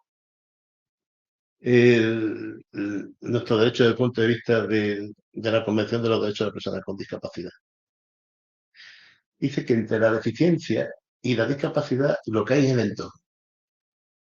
Y entiendes el entorno en el sentido amplio. Un ejemplo, yo mismo, ¿no? Ahora mismo vosotros no me veis, yo he venido de mi casa. Mi casa está en la zona de la Cruz de Humilladero. Mi primera dificultad era que tiene todo el mundo, su edificio, ¿no? Donde vive. Bueno, pues con su trabajo, un edificio de 50 años, se ha conseguido, bueno, pues tienes el acceso, tienes una rampa y tienes un mando que te permite abrir la puerta, sin tener que utilizar el PON. Después he cogido un autobús, he tenido que utilizar el urbanismo, he llegado hasta, no se me ha roto la cadena de movilidad tan importante para nosotros. He llegado para coger el circular que está justamente a unos 200 y pico metros, ¿no? De allí donde está el ferrocarril. He podido subir al autobús, que el autobús es accesible, ¿no? Es el circular, le llaman el de los jubilados, porque te da una vuelta por Málaga hasta llegar aquí, ¿no? He llegado, me he encontrado aquí, he subido, he cogido. Evidentemente, he hecho lo que cualquier persona. Si no hubiéramos intervenido en el entorno, ¿yo podría llegar? Evidentemente no. Luego, es muy importante la intervención sobre el entorno, porque el entorno es lo que democratiza, el entorno es lo que nos da la igualdad de oportunidades. Si no se interviene en el entorno, pues nada, se convierte en un problema individual.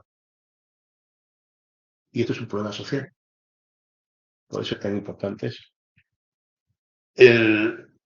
Y de eso la responsabilidad social tan importante que tiene la profesión que tenéis todos, ¿no? Junto con los de ingenieros y alguna más, todos los para atrás.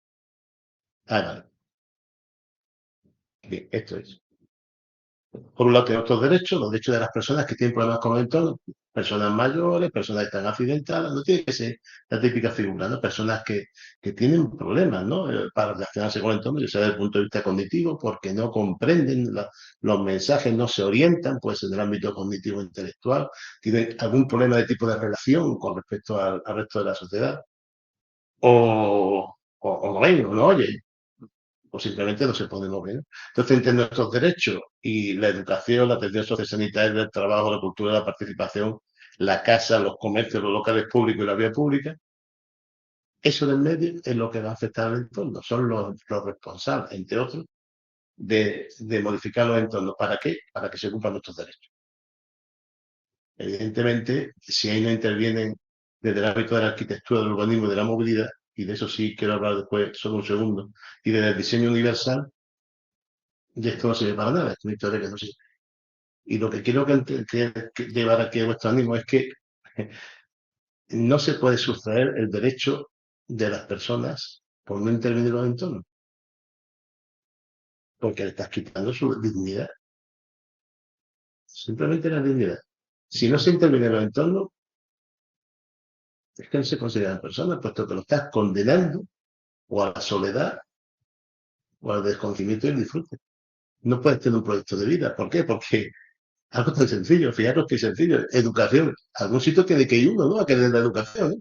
Si no se me facilita la cadena de movilidad, si yo no puedo bajar de mi edificio, llegar a la calle no tiene un urbanismo adecuado.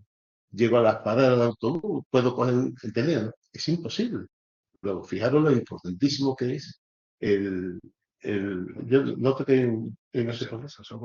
Quizás sí, claro. Sí. Es decir, por eso es Sí, ocurre con fotos. para todos teníamos poco tiempo, ¿eh? Vamos. Bien. Aquí hemos visto muchas cosas. Bueno, el sentido está, yo creo que más o menos está, ¿no? Pero vamos a lo que he visto ahí, ¿no? Porque me ha sido muy curioso porque nosotros utilizamos una herramienta de este tipo, de mapeo, para presentar 1000 denuncias en el año 17 por inaccesibilidad en la almendra a los comercios, ¿no? A los locales de participación pública. Utilizamos un sistema de mapeo. Sobre una muestra de 1500, 1000 eran inaccesibles. Es curioso, eso es para pensar, ¿no? Y podríamos hablar de muchísimos asuntos, pero según ya me han regañado, yo voy a ser corto, ¿no? Pero algunas cosas se ha hablado aquí que es importante. Primero, algo que falla.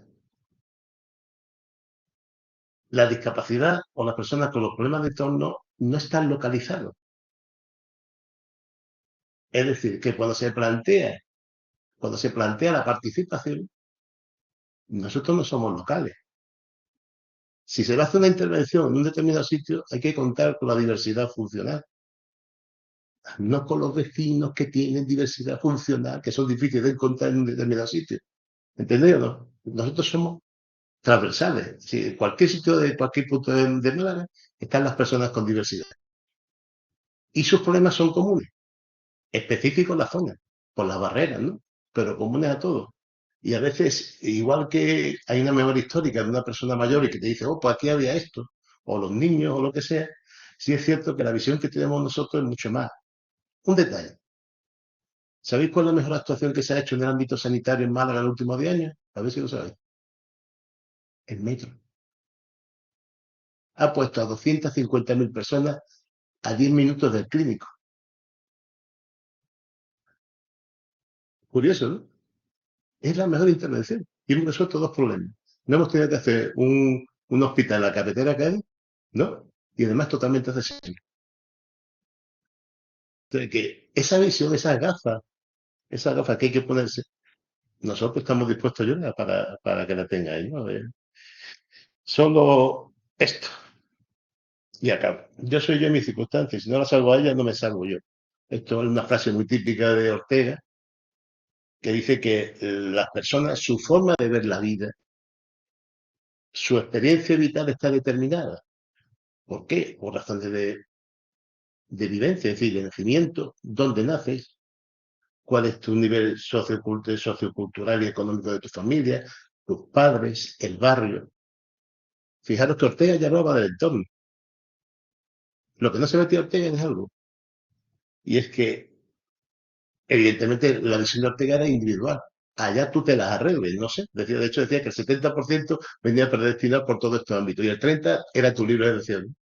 La diferencia es que ahora esto no es un problema solo, no es mi circunstancia, es nuestra circunstancia y la que tenemos que trabajar todos. Muchas gracias. Bueno, buenas tardes. Voy a ser muy sintética para no cansar, que ya llevamos retraso. Yo voy a hablar un poquito en sintonía con lo que ha hablado Alfredo de la diversidad funcional centrada en la accesibilidad cognitiva. Yo trabajo con personas con autismo, ¿vale? Y con otro tipo de trastornos del lenguaje, trastornos del desarrollo, otro tipo de discapacidades que a veces son muy invisibles, ¿no? Hemos trabajado mucho, aunque queda mucho por hacer, todo el tema de la accesibilidad universal en cuanto a lo físico y en cuanto a lo intelectual, pero lo cognitivo todavía queda mucho por recorrer, ¿no? Y por eso estoy aquí un poquito para explicarlo y darle luz. El entorno, ¿no? Volvemos otra vez a focalizar la atención ahí, porque un entorno es accesible de forma cognitiva cuando todas las personas, no incluso las que tienen discapacidad, sino todas las personas, pueden comprenderlo y utilizarlo de una forma simple y sencilla, ¿no? Cuando hablamos de accesibilidad cognitiva, es la cualidad de los entornos que permite que todas las personas puedan comprenderlos y utilizarlos y así disfrutarlos también en igualdad de condiciones al resto de personas. Y pensad que ahora, como vamos a ver, no solo estamos hablando de discapacidad. los entornos accesibles a nivel cognitivo ayudan a esas personas que tienen una dificultad de comprensión. Las personas con autismo, por ejemplo, y otro tipo de trastornos, tienen una dificultad a la hora de procesar la información que viene del entorno a nivel sensorial, de percepción, de comprensión del lenguaje, de la comunicación social. Y los entornos son a veces una barrera más a la hora de comprender lo que está pasando a su alrededor. Entonces, la accesibilidad cognitiva es beneficiosa para todos, pero es indispensable para estos colectivos, porque no pueden disfrutar de su vida con dignidad si no tienen esos entornos un poquito adaptados.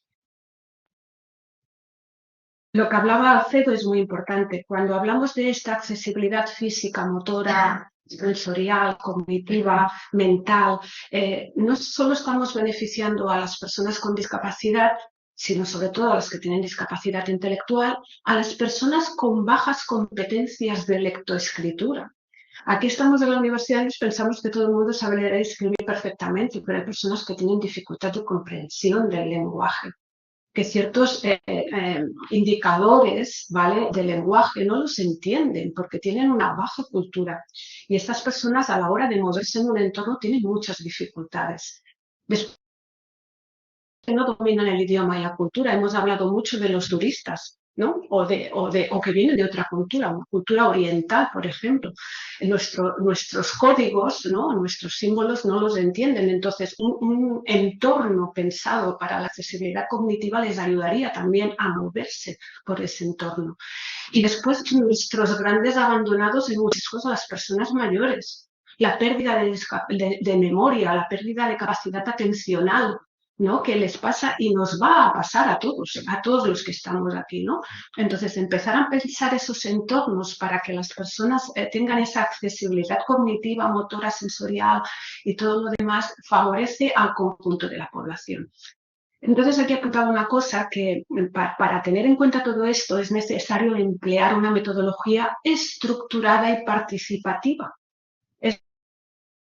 Simples momentos de participación donde invito a todo el mundo y sálvese quien pueda, sino que en los propios entornos de participación tienen que haber los apoyos necesarios para que las personas con discapacidad, las personas con bajas competencias de lectoescritura y etcétera, puedan participar. Incluso las personas de paso, los inmigrantes que acaban de llegar, también tienen problemas de accesibilidad cognitiva, ¿no? Por ejemplo, ¿no?, por poner otros ejemplos.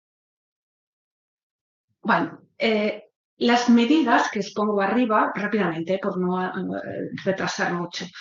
Una son la señalización, ¿vale? Tenemos en cuenta, bueno, que para favorecer el desplazamiento seguro y autónomo y apoyar la localización en el espacio-tiempo, ¿no?, que es a veces las dificultades que tienen nuestras personas con discapacidad cognitiva, se usan, por ejemplo, todo el tema de señalización, que aquí tenéis unas cuantas de las que son estándares, ¿vale? Están normativizadas, como por ejemplo la primera, que es la de seguridad, la segunda, que son la sanitaria, y la tercera, que se utiliza en los aeropuertos. Esto está científicamente avalado, ¿vale? Y son estándares y se utilizan en los espacios.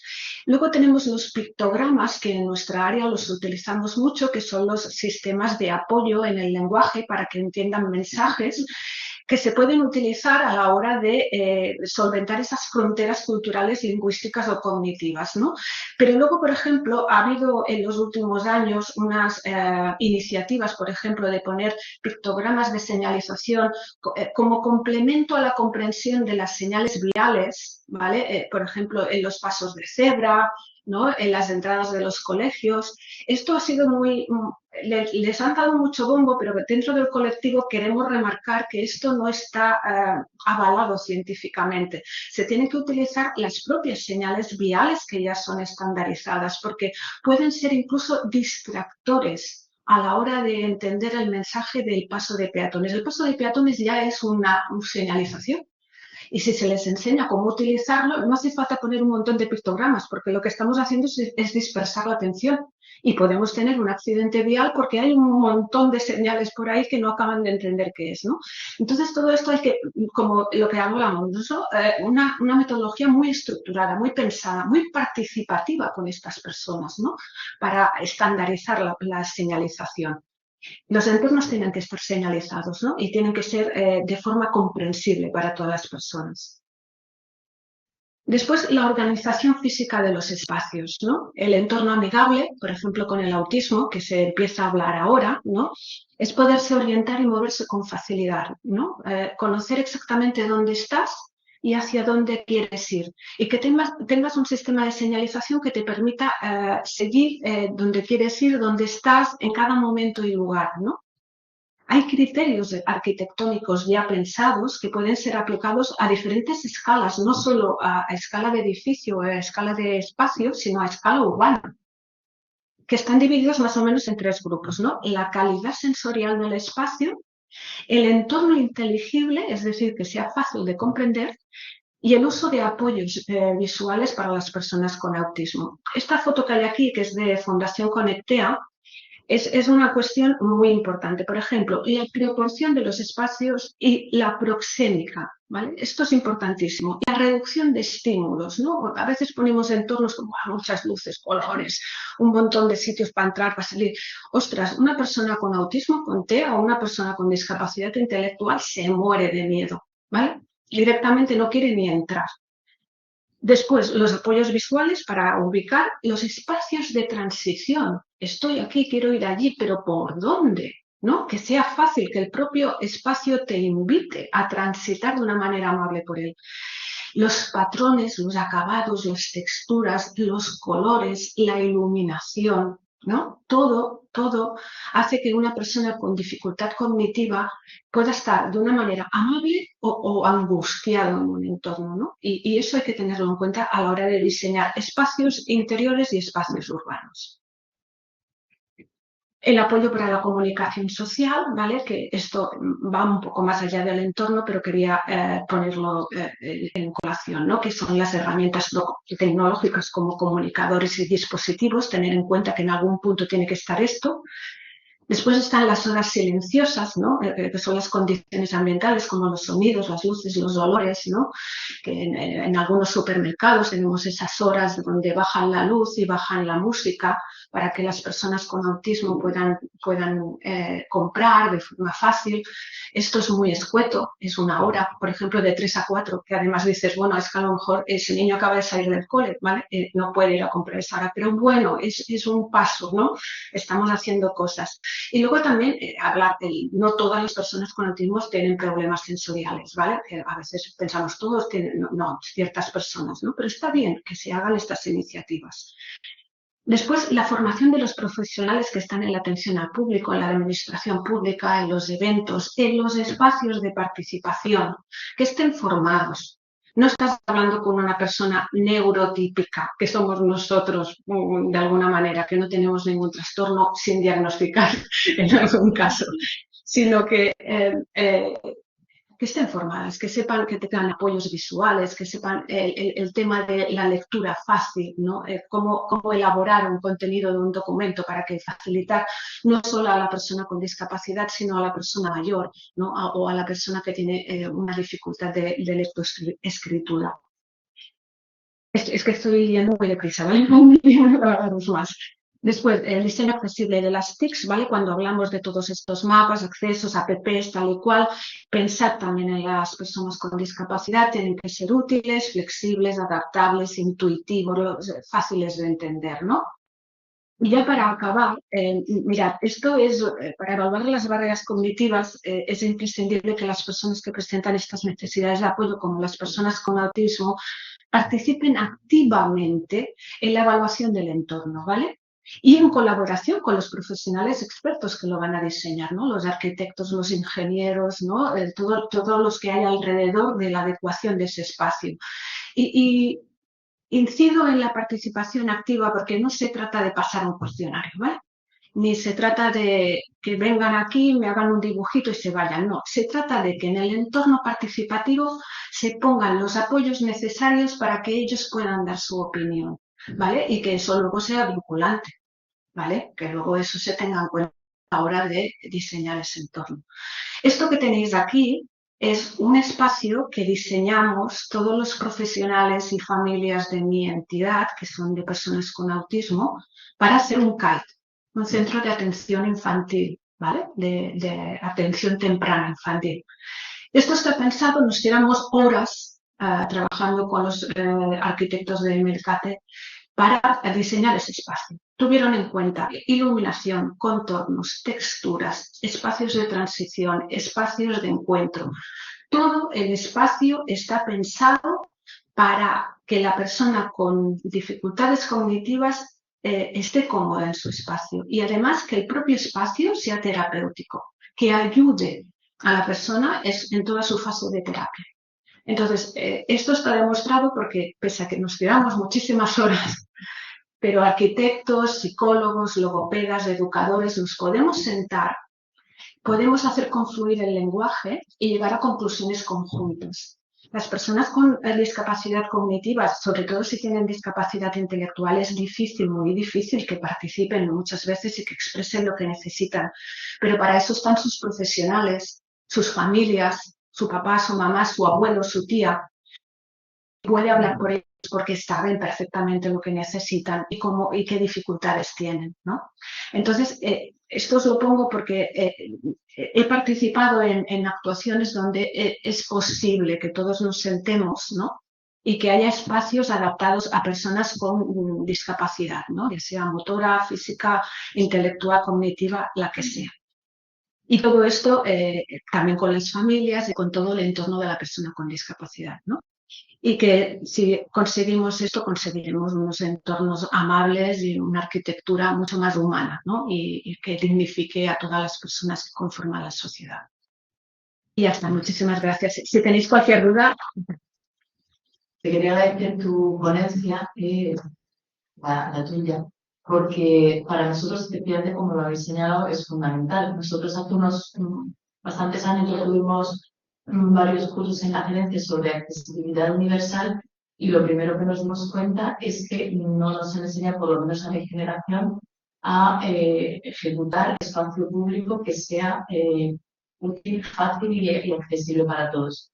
Por ejemplo, como un ejemplo muy claro, una plaza, pues en la escuela nos enseña que todo sea muy uniforme, muy bonito, muy un espacio único, que haya unos escalones en continuidad con la plaza, que se mate cualquiera, claro, pero nosotros nos dimos cuenta que para que sea útil, pues a lo mejor nos indicaban las asociaciones que nos explicaban y que nos enseñaban que había que hacer como unos cambios de color, unos cambios de textura, como estaba diciendo, pero eso en general, pues, salvo que lo sepas hacer o te hayan enseñado en la escuela, queda feo. En los renders queda feo, en el proyecto de desarrollo queda feo.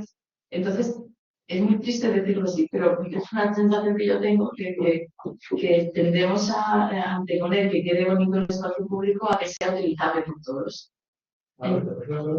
Sí, yo tengo mi opinión, sí. No, y no te veo. Por eso te digo lo de comentar sobre los escalones. Porque es uno de nuestros preferidos. Ahora mismo, si se quitan las tendrás por esta verdad. Bueno, yo es que en el día a día no utilizo nada, pero yo sé a lo que te refieres, sí. Por ejemplo, de esta cerca nos costó 3 personas por cada publicidad de web, porque así todos tonos grises. Exactamente. Hay un escalón. ¿Qué es lo que ha hecho el ente urbanismo? Como el criterio, cambiar un escalón gris sobre un fondo gris a una rampa gris sobre un fondo gris. Antes, una persona mayor se caía, ahora coge carrerilla y se cae. Digo, por ejemplo, o esa maravilla de diseño que es la escalera rampa, que está en el puerto. En el puerto. Estaba pensando en esa. Si tienes una persona con visión reducida, y persona que tiene el 80% de los ciegos no son ciegos de autor. Pues nada, no. Claro. Porque ¿por dónde vas, escalera? ¿Por dónde vas a rampa? Pero las personas mayores que son... Yo, pero también es muy importante que diseñe. Y uno de un proyecto, porque hay otra preocupación. ¿Qué diseño más bonito de cada uno? ¿Es bonito? La verdad que es muy bonito. Ahora, ¿qué pasa? Yo creo que hay una falta de coordinación. No cabe los autobuses. No se ha coordinado con movilidad. A de pronto aparece un carril y miles de personas a 90 grados con respecto al otro. Una raya de jefe calvas todas de venir a Turquía para que le hagan que resulta que cuando dice una persona con visión reducida, empieza ahí el paso de peatones. Claro, Entonces, claro. o sea, que ahora lo importante es ver esa etapa que la quitas otra, pero que sea de la discapacidad. En realidad es lo último, Pero lo suficiente para que no vean diferencia. Sí, en realidad precisamente quería decirlo en este foro porque como hay muchos profesores, pues a mí en mi facultad en esta época no me enseñaron cómo proyectar de modo que quede bonito, pero a la vez que sea accesible. Me parece que es súper fundamental.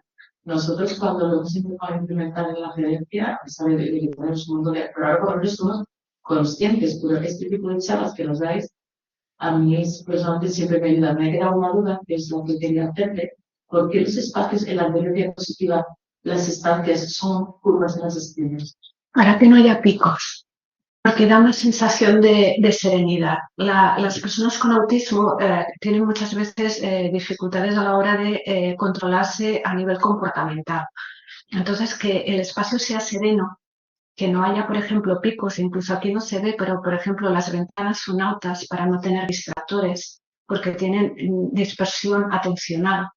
Entonces, por ejemplo, cuando se tiene que dar una terapia, si tú tienes una ventana abierta, totalmente todo el rato, bueno, y a los niños neurotípicos también, ya lo sabéis, ¿no? Entonces, si tú tienes una ventana abierta, todo el rato están mirando por la ventana y no te atienden a ti, ¿no? Lo que le quieres enseñar. Entonces, por ejemplo, que el espacio sea curvo, que las tonalidades sean de colores serenos y que sea las ventanas arriba, que para evitar distractores, todo esto, incluso el mobiliario, está pensado de esa manera. El mobiliario mínimo sin puntas, ¿no? Sobre todo porque son niños que a lo mejor tienen alguna rabieta y tal cual se pueden hacer daño, ¿no? Entonces todo está pensado para que la persona esté cómoda y esté adaptada a su entorno, ¿no? Y esto a veces, incluso lo hemos hablado con las familias, en los entornos urbanos esto sería maravilloso. Cuando estábamos diseñando este espacio con los arquitectos, también pensaban en el espacio exterior, justamente cuando llegan, ¿no? ¿Cómo acceden? También es importante, ¿no? ¿Sabrían llegar de su casa aquí? ¿Qué podemos hacer para eso, no? Y todo el espacio que rodea a este centro, ¿no? Y es maravilloso porque cuando trabajas nosotros podemos plantear muchas cosas que son lo que necesitan nuestros niños y nuestras personas, pero los arquitectos nos dais las soluciones, porque, por ejemplo, con la logopeda y los psicólogos les planteábamos, ostras, pues mira, tienen este problema, pum, de seguida, textura, lo solucionamos con esto. A lo mejor lo de los colores que habéis dicho de los escalones, pues diferentes tonalidades de gris, pero no un tono, subamos 3, 4, 5, 6 tonos. No se ve. No, claro, y entonces si te llevas a una persona realmente que tiene dificultades visuales, lo pones allí y le dices, ¿lo ves o no? ¿Sabes? O sea, es que simplemente eso, es que la participación sea eso, ¿no? Realmente que las personas que tienen la dificultad vayan y testen, no solo en el diseño previo, sino luego cuando está implementado, ¿qué podemos mejorar? Que eso que dice María es muy importante. Que esto no puede ser un proceso que sea participativo en un momento y sacar. Tiene que ser una retroalimentación constante.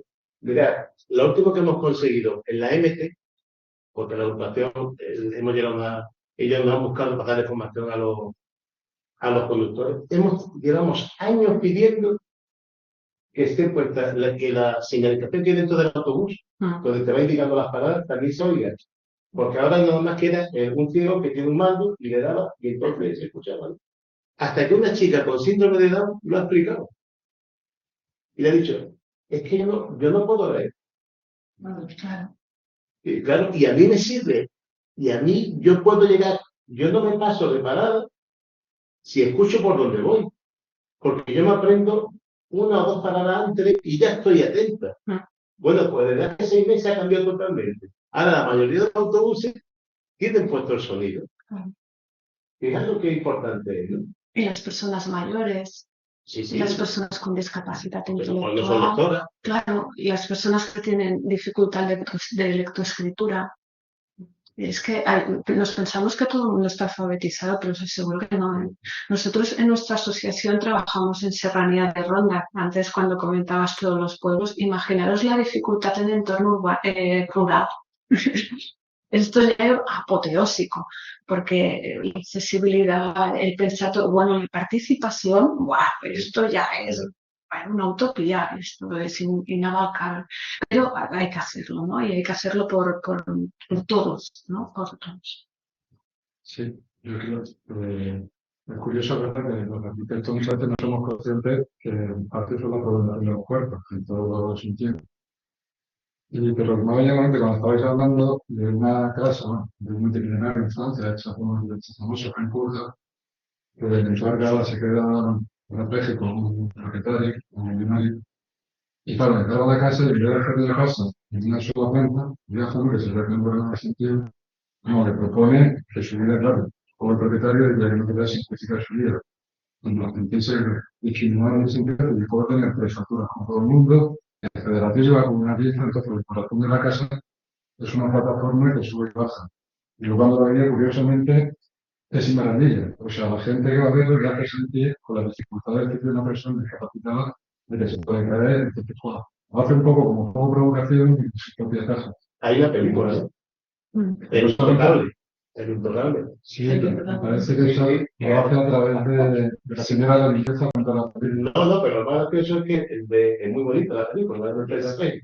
¿Cuál es la lección? Si este tapéjico es un multimillonario. Ah, bueno. No, entendés, es que yo pienso, porque eso lo vivimos. Tenemos ahora mismo a un montón de población que están encerradas en sus casas. Cuando llegó el COVID, a muchas personas con discapacidad, eso no está encerrado, es su día a día, por la inaccesibilidad de las edificaciones. Y ha llegado la edad, no tienen ascensores, y no pueden abordar lo que es la adaptación del sitio. Llevan años encerrados. O sea que... Luego hay otro tema, claro, que me llama un poco la atención. Cuando se cuenta el derecho de participación, te voy a contar luego, y experiencias que sobre la administración también, que me suerte. Contarlo como un éxito, un derecho de participación siempre, digo, no, general, porque muchos de los procesos no son 100% ni son 0, pero hay muchas fases de la buena información, sobre todo si comparamos el caso del shock y el otro, yo no lo conozco bien, con los datos, por ejemplo, de datos científicos de lo que está ocurriendo ahí, se nos pone como conflicto. O sea, aunque la zona más solidificada, ejemplificada, entonces se ha hecho un proceso participativo previa a llevarlo a un asilo eficiente, o sea, iniciativo de un modelo en principio que no se ha conseguido con la ciudadanía. Con los que estamos hablando de la participación. Pues sí, ese es otro problema. Los procesos de participación, los menos no continúan con la fase de evaluación futura. Es un problema que corre en nuestro proceso de tiempo. Entonces, habría que revisar otra vez si se hace el proceso de participación con los agentes que digan que sigan pensando en el mismo, y sobre todo información dada. ¿Quién vive ahora en el proceso de derecho a la ¿quién sigue viviendo o no? ¿Dónde salen las personas, estudiantes, prostitutas, todas las que viven ahora? Ahí había muchísimos pisos vacíos en esa zona en esa zona del sur, y además esa preocupación que no me quería extender en la parte participativa fue una de las preocupaciones de los habitantes, porque los comerciantes fueron los que presentaron el proyecto, pero los habitantes no querían que se cambiase, preferían tener la prostitución y el apartamento, que decían, así no tengo ruido y así no tengo baños. Y así de claro nos lo decían. Entonces, durante muchos años, es cierto que a lo mejor ahora en los últimos años se ha desmadrado la cosa, pero en los últimos, durante muchísimos años, el Soho no tenía terrazas, los habitantes llegaban con los coches a la puerta de su casa, que era otra de sus preocupaciones, cosa que no pasa en la mente central, y tenían un control muy exhaustivo de los comercios que se ponían debajo de sus casas, entre otras cosas porque las ayudas se daban a un número tasado de actividades, y entre ellas no estaba la restauración. Es verdad que el proyecto SOCO acabó la financiación hace unos años y a lo mejor tienes ahí, bueno, ha habido un cambio muy importante y un boom, y a mí los datos que se han cortado, que son los propios, pero verlos también expuestos a mí me han parecido fundamentales, ¿no? No sé si quieres decir algo. No, simplemente que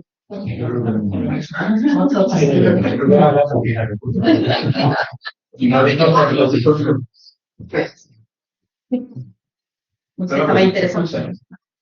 No, simplemente aportar que efectivamente los procesos de participación son altamente complicados, o sea, son complejos en cuanto a luego la definición de esos resultados. Yo sí creo, en mi opinión, en particular, que el proceso del SOCO yo sí lo puedo calificar como un éxito global. Yo sí, yo personalmente sí.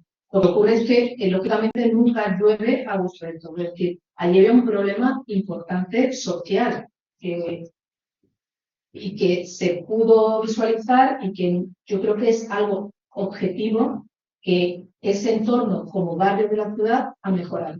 Evidentemente, todo tiene sus consecuencias y además lo vemos mucho, siguiendo un poco, extendiendo más lo que ocurre en el Soho con el resto del centro histórico, es decir, milagros no hacemos. Nosotros podemos aportar nuestro granito de arena en la medida que se nos permite, pero milagros no se puede hacer. Y muchas veces, lo he dicho al principio también de una exposición, choca las actuaciones públicas con un principio básico que es el derecho de propiedad. Es decir, que luego hay unos derechos de los ciudadanos a hacer con sus bienes determinadas actuaciones, o darles determinados aprovechamientos. Que está siempre en la administración el tener un control de eso, podemos referir a las viviendas con fines turísticos, por ejemplo, que debe tener la administración una parte muy activa en regular esos usos. A mí no me gusta tanto utilizar el término limitar, nosotros nunca lo hacemos. Regular ese tipo de actividades cuando están excediéndose en la medida que eso está ocurriendo muchísimo en el centro. Por supuesto que hay que estar atentos a eso. Encontramos una problemática también que es difícil de abordar, y es que la administración, por desgracia, siempre suele ir mucho más lenta que los problemas. Es decir, la administración, por los mecanismos que se nos dan, que no son muchos, estamos muy regulados, muy reglados, nuestras limitaciones son muchas a la hora de hacer normativas, los plazos para poder aprobar definitivamente cualquier regulación normativa son muy dilatados en el tiempo, entonces reaccionamos cuando el problema ya se ha generado. Entonces, yo simplemente por apuntar, creo que hay procesos que son exitosos. No puedo decir lo mismo del proceso de participación. Yo he dicho éxito de centro, he dicho que estamos muy orgullosos de cómo se hizo. No sé todavía si será un éxito o no, porque como he dicho, estamos en una fase intermedia, pero sí creo firmemente que el del SOCO sí lo sirve. Claro.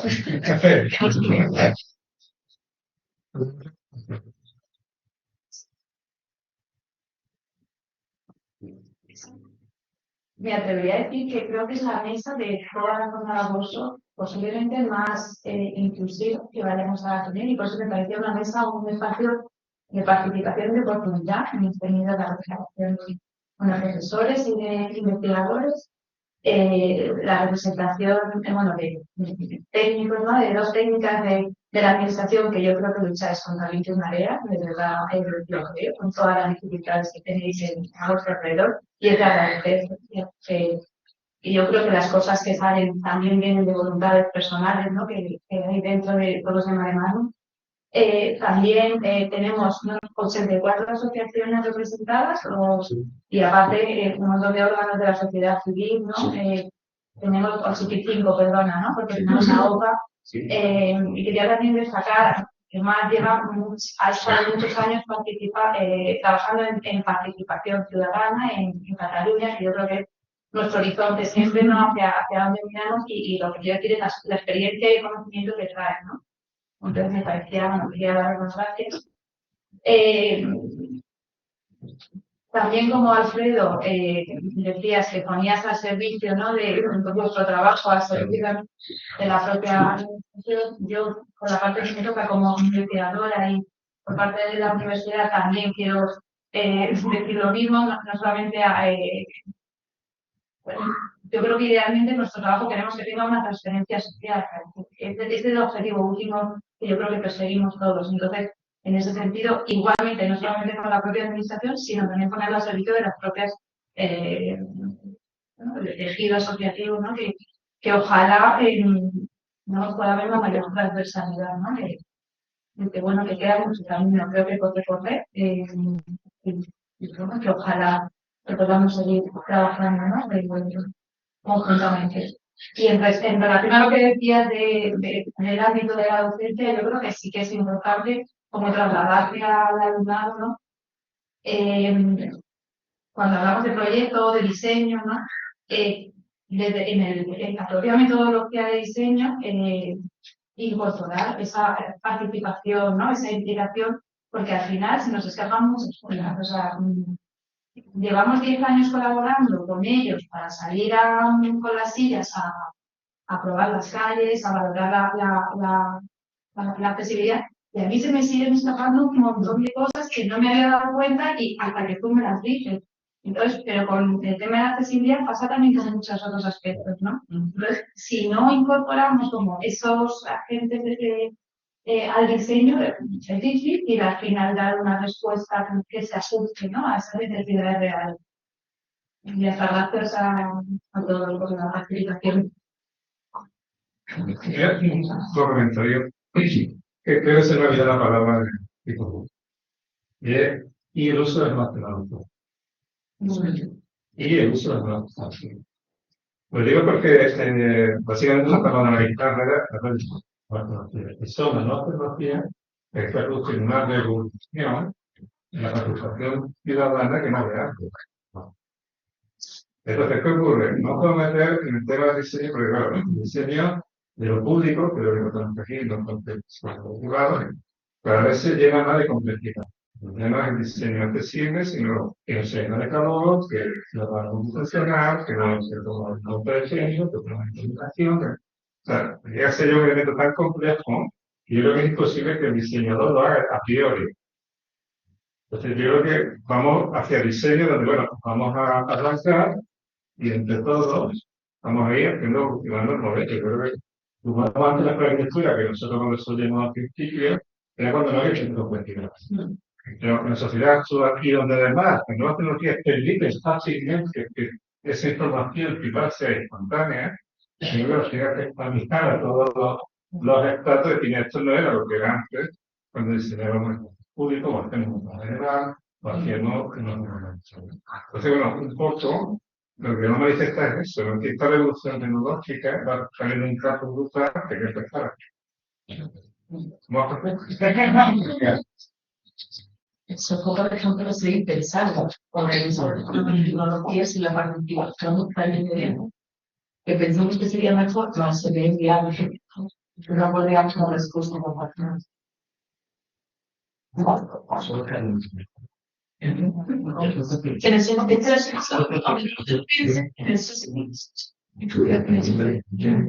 ahí aprecié muchísimo de